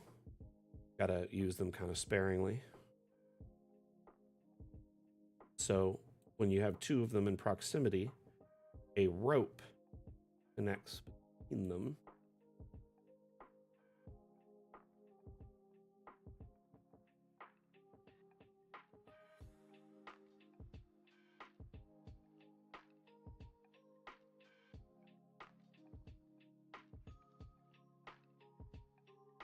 You know what? I had an amazing Father's Day. So Mrs. Mac, she's like, hey, what do you want for breakfast? What do you want for dinner? I want to make sure you have the food you want today. Like, whatever you want. We'll even eat the foods you like that we don't like. And I was like, really? So I love breakfast burritos, but I don't eat them often because my son and wife tend to not like them. They love eggs, they love potatoes, they love tortillas, but when you put them all together, for some reason, they don't like them. So anyway, why is this rope so massive? I feel like I did this over here and it didn't do that. See? Oh, that's mooring poles. Let's use these because that rope looks ridiculous. Anyway, so she made me bacon, egg, cheese, like onion, or not onion, sorry. It was peppers and olives and like a whole bunch of stuff. And I felt like Rockefeller because we had eggs, right? So yum breakfast. And then we kind of just hung out and chilled. And then I napped because I ate so much breakfast. So I got some rest in because I've been exhausted lately. And I had a few casual drinks after my nap to kind of just chill out. Did some gaming, played some Dune Awakening. And then for dinner, the missus made me homemade lasagna, which is like one of my favorite foods. It's kind of a comfort food. I grew up in a very Italian home and ate a lot of Italian meals. And so when my wife like breaks out my mom's recipes and makes food for me, it's like it hits home for sure. So, or my grandma's recipes or whatever, you know what I mean? Anyway, it was delicious. I, just mostly relaxed. I did a few things around the house that I'd been avoiding because I was either sick or busy. I have some security cameras around my property, and I got these like solar ones thinking, oh, won't need to charge them often or wire them into the house somewhere, which was the case for the most part. But the sun, kind of shifts. Well, the sun doesn't move, the earth shifts and tilts, and it changes the position of where the sun hits. And for the first 6 months, like one camera is perfectly fine and the other one's not. And then the next 6 months, the other one's not good and doesn't get good charge, and the other one's fine. So I added little supplemental panels to both of them that kind of just grab extra sun throughout the day. I know that's boring stuff, dad stuff, but I enjoyed it. It was fun for me. Anyway, I listened to an audiobook for a bit, kind of for like an hour and a half, just kind of zoned out. I've been trying to read more, but also do audiobooks more to kind of fill in when I'm like driving or waiting in, like a whatever. So I've been enjoying that quite a bit.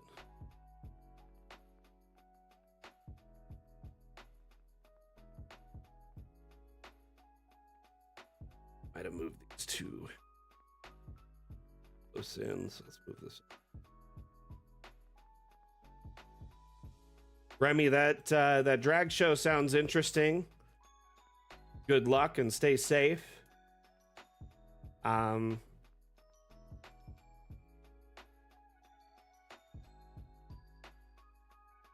Dungeon crawler audiobooks. Half Ogre, how you doing, my man? What you been up to?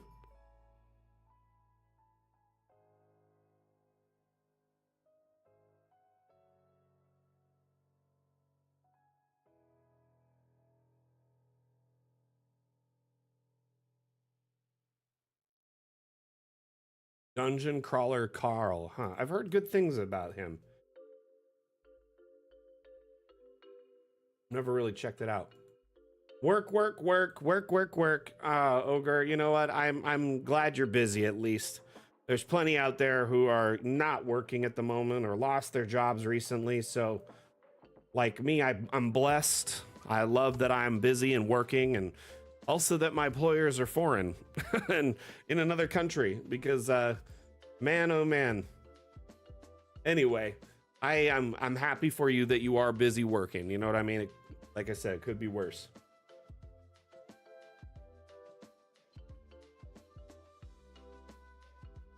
Glad to hear it, Remy. Please have fun for me because I like to live vicariously through all y'all because I can't really go out much. I learned my lesson. I went out and traveled and went on vacation for the first time in like years, right? Since pre-COVID.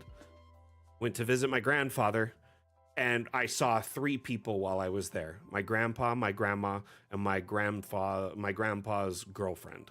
Because my grandparents are separated, live separate places. And I got COVID while I was there, even though I was like masking up the whole time and use sanitizer like crazy and like wore gloves and like I was very careful and still got sick and brought it home. It's crazy. You love your job and your boss. That's awesome. You're on book 3 of 12. Nice. I got to check that out. So what I've been listening to lately, a little bit of a guilty pleasure. I don't know. When I was growing up in my teens, I really loved the Halo franchise. It's kind of grown out of it over the years, mainly because like the lore and the games and all the media have gotten way out of control and it's like all over the place. But when I was younger, I really enjoyed the Halo books as well. And I had like a set of like the first 5 to 10 books and I'd loan them out to friends and lose them. Oh, naive Mac loaning out his books. Or, you know, basically they've been misplaced over the years. And it's depressing, but at the same time, it's like lesson learned, whatever. And I have been slowly building up my physical book collection again, but also audiobooks. I try to get an audiobook for each one so I can listen to them while I'm like, if I'm in the groove and I have to go do a dad errand, I can like listen to it instead of sit down and read it all day.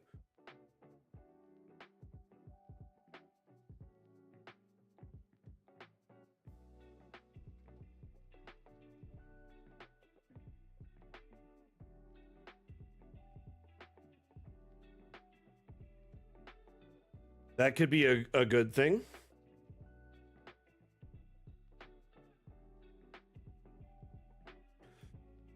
I often am very reserved about like heavily opinionated, like, or like dramatized content, especially nowadays. I don't know. I've just found like a lot of content is like, here you are watching a Dungeon Alchemist stream and I say this, but I feel like, and I try to avoid this here, I feel like content is very like monetized and corporatized and like all the life has been kind of sucked out of it. The internet is not the same fun place I grew up on. And it was like a completely different place when I was growing up. I feel bad for future generations because the internet is like, it's actually kind of soul sucking at times. And like every bit of it is paywalled or monetized or intended to like try and like trigger you and rile you up and get you upset about things. Like the internet is not the same place it was when I grew up. So I enjoy trying to make this place a fun, safe third space, which is kind of rare nowadays. There's not many of them where, you can tune in here and there's no obligation to spend money or buy content packs or anything like that.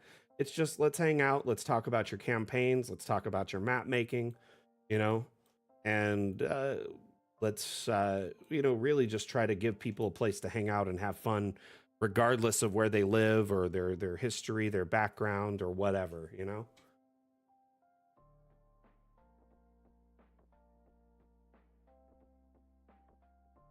I'll have to check that out. I'm always on the lookout for like interesting books like that.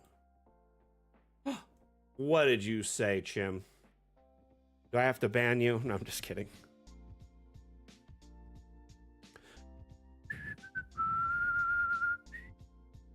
I'm gonna put in some flowers.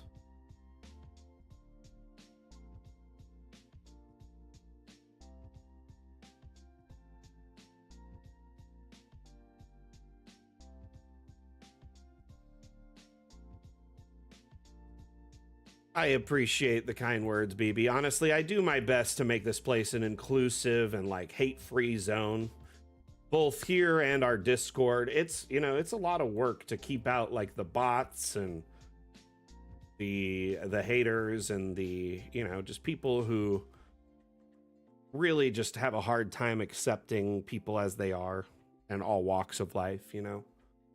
So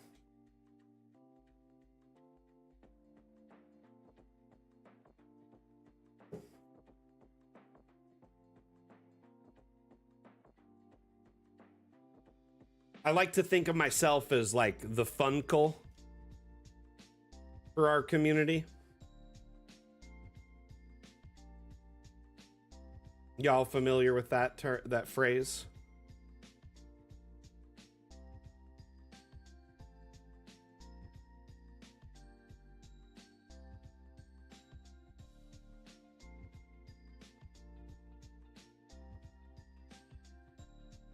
Sounds like a skin issue. You know what, Mondu?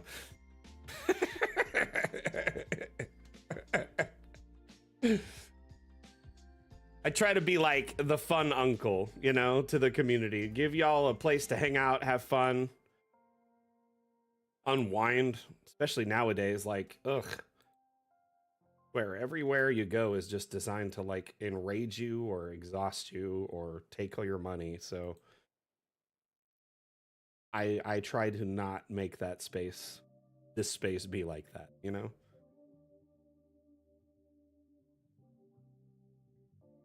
only time I'll enrage you is when I, on purpose, interchangeably use the phrases GIF and GIF in the same sentence.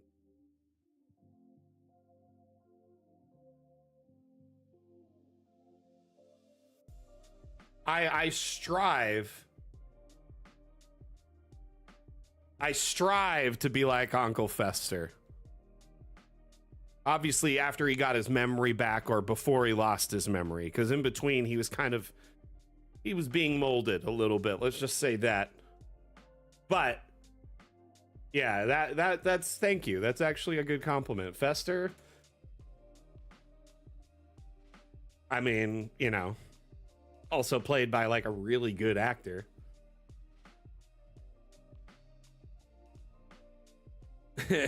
Honestly, like Christopher Lloyd has had like a crazy career over the years, right? And just seeing him recently in Star Wars also made me so happy.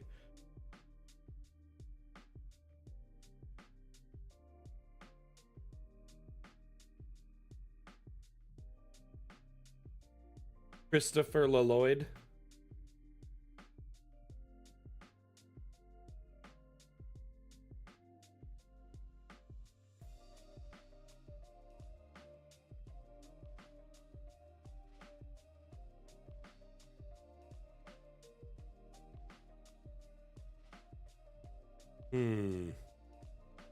Man, I've actually added a lot of graves today. Look at this.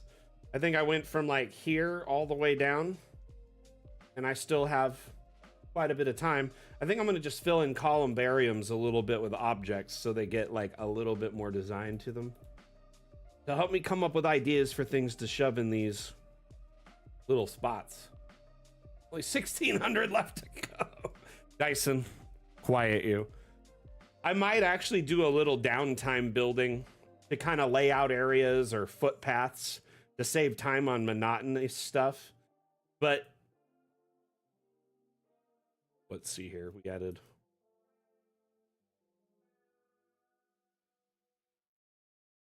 35, 40 graves, and I still have time to add more, but like I said, gonna fill in the columbariums.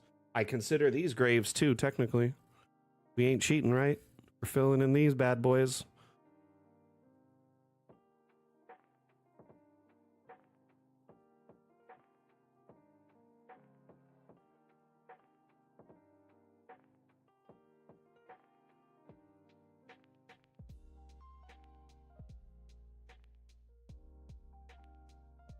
To be honest with you, the fact that I'm only working on it once a week is the reason I don't get burnt out on it. Like, I'm only working on it like an hour a week, so it's really easy to, like, pretty much avoid that entirely.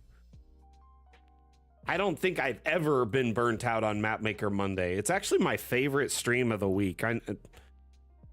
It's fun to just kind of chill out and talk about, you know, everyone's weekends, but also like to build a map and get your feedback and suggestions and ideas, and you know what I mean?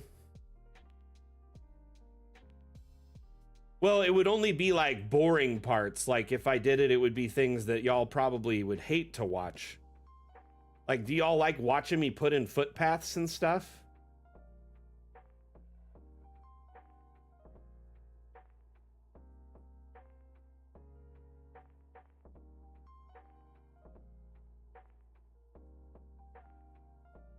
Ooh, we could add like some plants. Is that what you're suggesting there? Like hanging plants?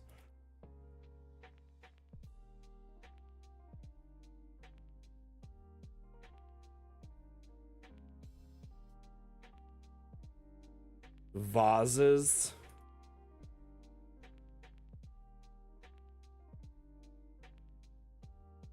And why do the vases we have seem so crazy over the top?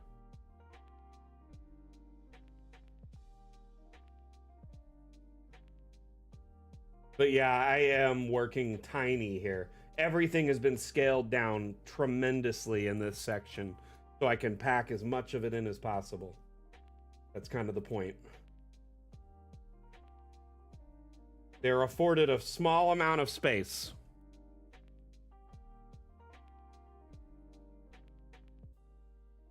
Cup looks fancy. Let's do one of those.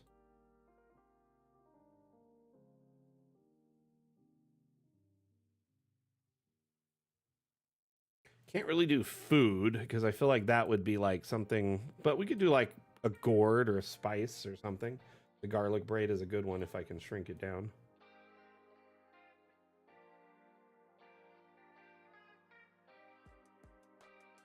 Some herbs.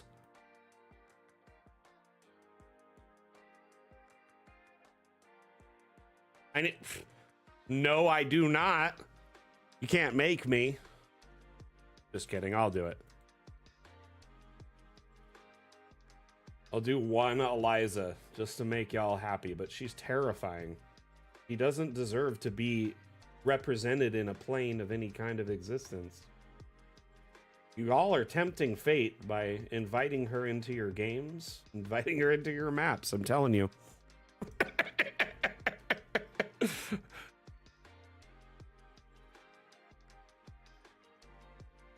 One of these days, you'll be like, Mac was right.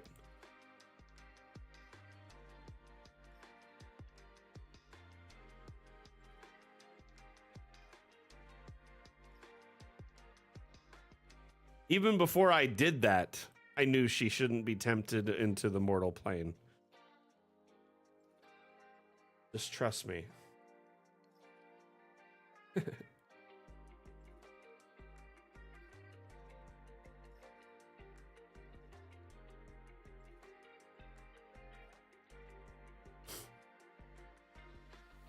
put a bottle of wine in one of these.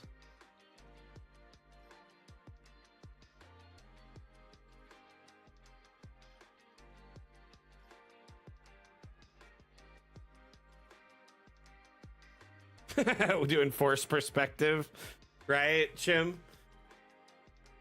Honestly, it is quite a lesson to learn, but once you do it a few times, it's pretty cool. Like, it's actually kind of interesting. Do we put some sausages in one of them? Some links? Or like on a grave? Person was a butcher. It seems like it would just invite ants and animals.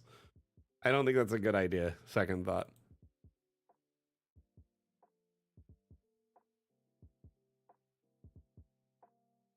Here we just have some candles as an effigy. Guess they're staying on this side. Oh, moving them over.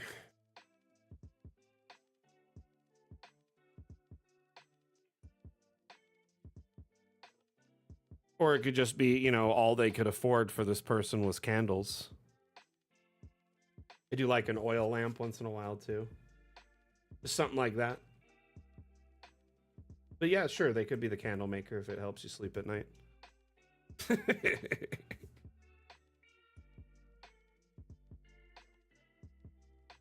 Did it feel like working with miniatures? That's an interesting idea or interesting take.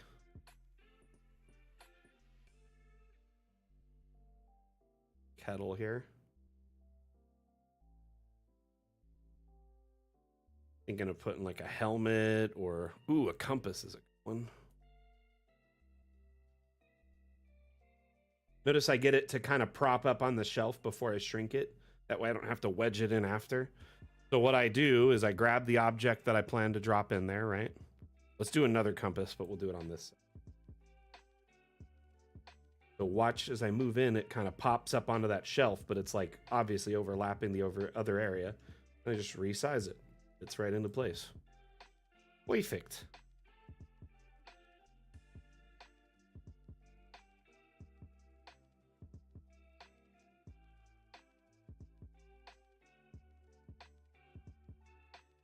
Each of these counts as a grave, right?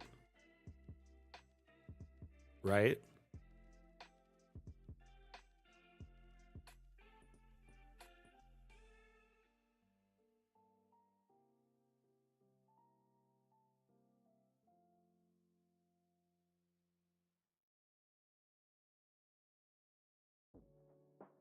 I had this idea for a map, but not sure if it'll work. Black and white movie where they hid the witch's makeup by making it red and switching between a red and blue filter of the lens. I think I'm trying to do something similar with a pair of maps of the DA that are same area. So you're trying to do the 3D filter effect where they do the red blue contrasting kind of thing, but then that's what makes her pop in that scene, I'm assuming, right? Like actually visible when they switch between them. It's almost like is a photoscopic effect? Or maybe I'm jumping to conclusions here. But remember when you export in DA, I'm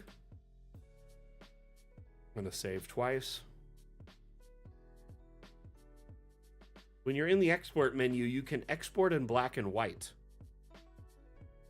So you may want to try exporting your map in black and white and running it through different color filters in like a photo editor. Interesting. Oh, I get it. So it's more like a Hitchcock effect kind of thing, where it makes some things pop and hides other things. That's interesting.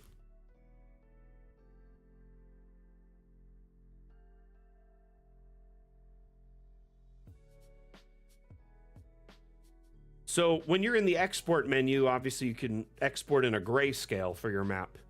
So you may want to try exporting the map in a grayscale and then adding different color filters to it in like a photo editor.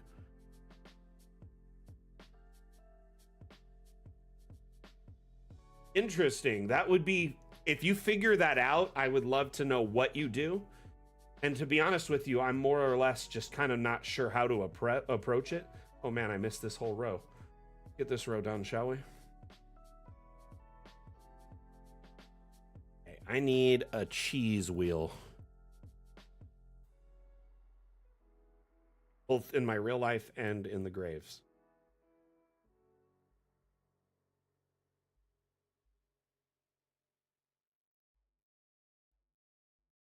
That's interesting take, by the way. I think that'd be very cool. If you figure it out, I would love to know like what you did. I do think exporting it in a grayscale is where you start, and then you would probably have to run it through like photo filters in a photo editor.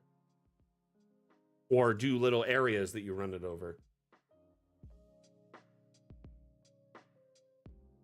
I'm sure I will. It sounds interesting. I'd love to see it in practice because, yeah, I'm just imagining it right now. And it's like, it sounds cool, but I also have no idea at the same time.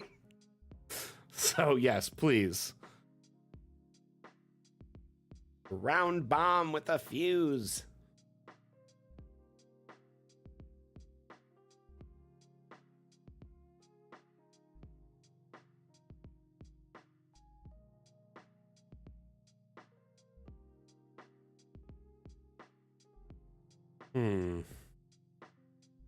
Do another helmet. A helmet. I like using these because nice little fitting object. It's like indicative of the person.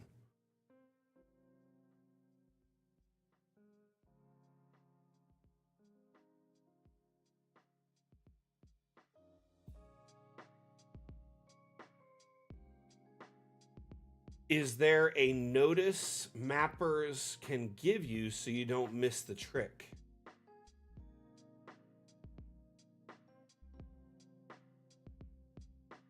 Oh, you mean something that you can like either add in the description of the map if it's shared, or something for the players to notice, like a legend or something? Jim, one way to address that, a lot of creators in our community will hide like a watermark or like a copyright mark to say, hey, you can use this map if it's being shared. But that same principle could be used in the overlay section. So you could just add an image to the side that's like a legend giving instructions, extra background info. That might even be a good way to do the overlays with red and other colors, is using the overlay layer.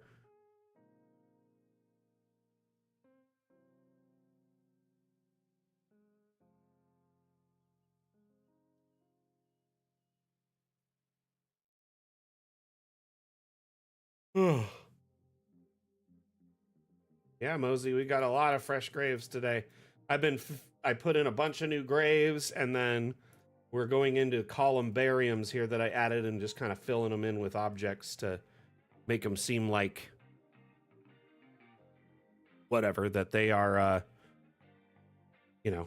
someone's burial, so to speak. Urns and stuff that might be indicative of their career or whatever. Items to remember them by. Oh, nice. How did your map go? I'm glad you caught us.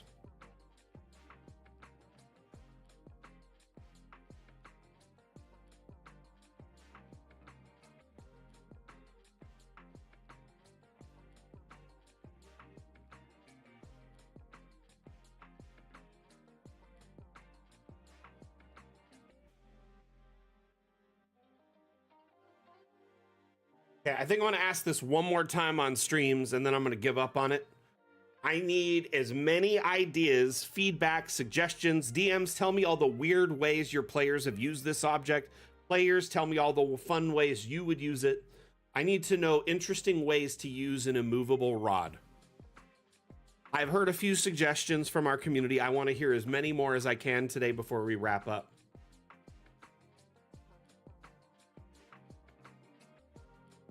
Mosey, why don't you hop on the workshop and look for like a banquet hall or a dining hall? I bet you'd find something. It'd speed up the process.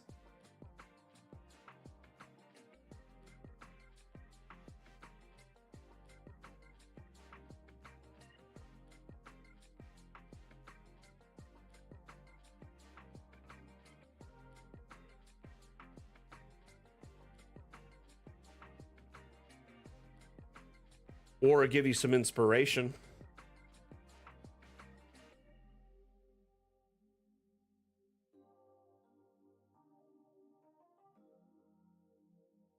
That's the whole point of the workshop, is to kind of fill in the gaps when you might not be able to do it yourself that day. You know what I mean? Oh no, don't want that. Jeez.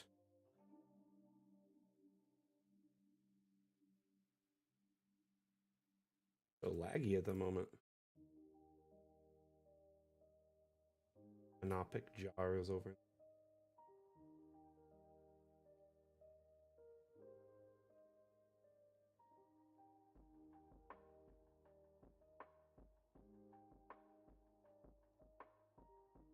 It is Anubis.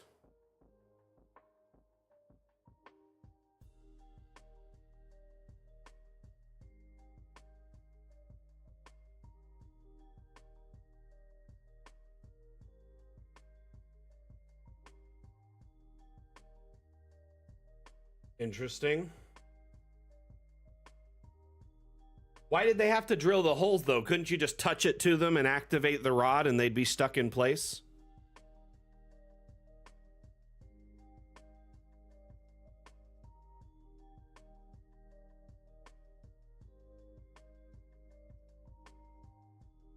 Because the immovable rod holds still in place. It locks to whatever. Ah, gotcha. That's fair, to be safe. Is the Warforged a party member or was it an NPC?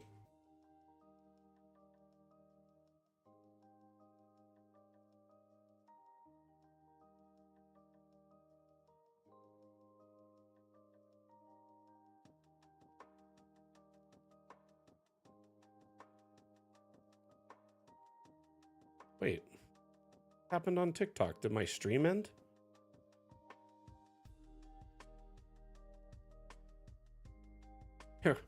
Weird. Very important NPC. Fair enough. And as a Warforged, what size were they? Medium or large? This Warforged in particular.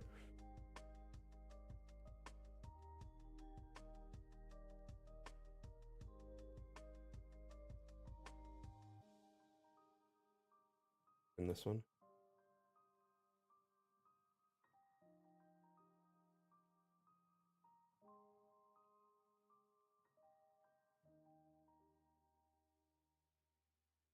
Gotcha.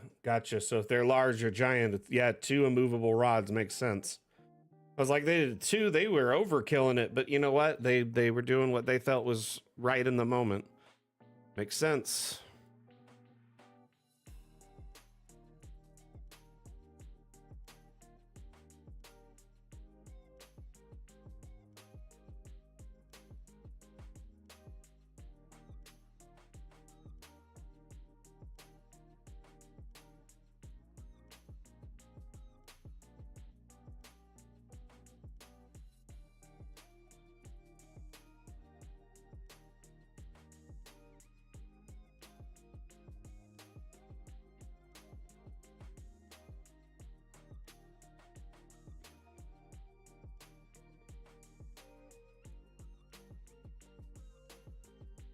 It does seem like an interesting object to stop them, but couldn't somebody just like touch the pole and turn it off, the button? I guess they'd have to know how to activate it, right?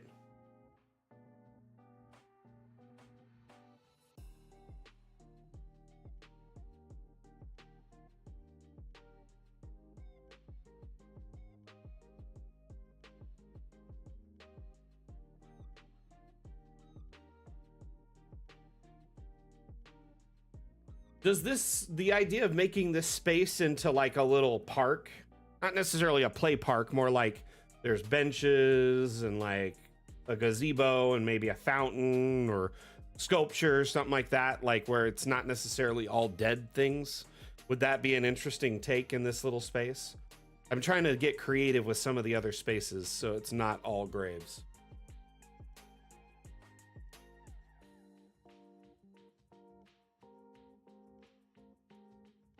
I like little spaces like this where it seems inviting and people can sit down or relax or whatever. I haven't added many trees over here because the graves are packed in so tight, there's not much room for them.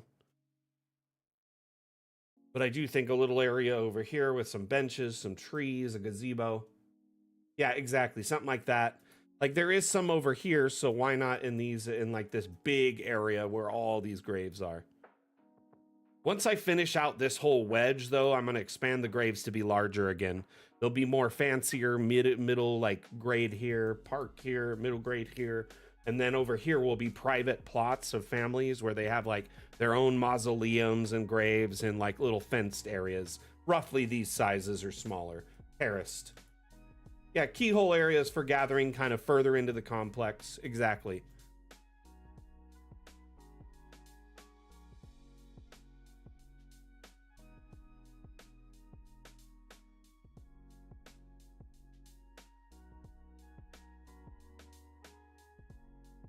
It sounds cool, BB. Good luck with your project. I wish you the best of luck on that, because honestly, I'm not even sure how to approach it.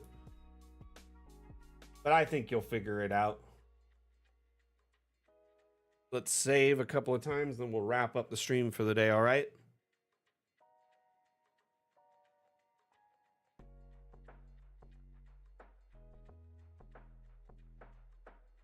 So, I hope y'all enjoyed today's Mapmaker Monday stream. We added tons and tons of columbariums and graves in today. A good probably 20, 30 graves and another 20, 30 columbarium spaces.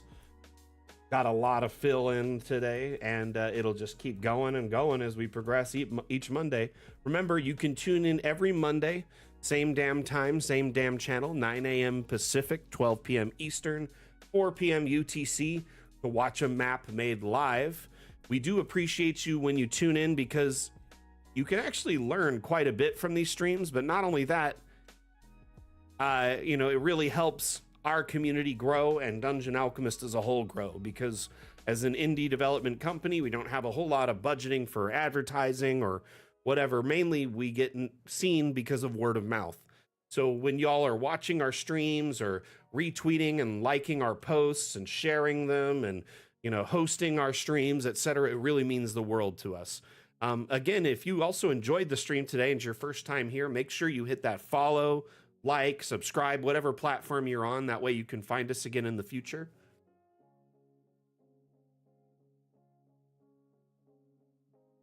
I really appreciate everyone that tuned in, whether you were actively chatting, whether you were lurking in the background, just hanging out, whether you were one of our active mods today. We had several mods drop in. Thank you so much for all the mods being here. Atlam especially for being here the whole stream. I appreciate you. And I guess we'll just see you next time I give a damn, right? I appreciate y'all being here. We're going to run a Dungeon Alchemist themed ad, and then we're going to end the stream. Mac out. Bye.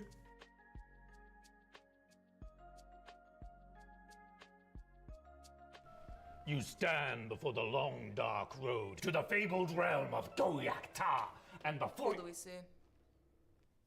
I don't know, a goblin. I kill him! But before she does, I, Gilliam of Firth, demand to know the goblin's name. Hi, my name is Woblin. Where do you live there, Woblin? I don't think that's relevant. Well, but I, Gilliam of Firth, demand to seek the goblin's abode. Clever, find family, kill entire bloodline. I like it. Seriously, we're doing this? Okay, well, won't be needing that anymore, will I? Ever get caught by your players with your pants down? Dungeon Alchemist lets you create wonderful maps for any encounter in seconds. Oh, Woblin, that's a very impressive cheese collection you've got there. Yeah, it is quite impressive, yes. But you know what's more impressive? This map I have To the fabled realm of Goyak-Ta. Please take it and leave. Close the door behind you. Mr. Woblin, I cannot help but notice that you have a secret tunnel underneath your cabinet. Care to explain? Download Dungeon Alchemist, the AI-powered map maker, on Steam today.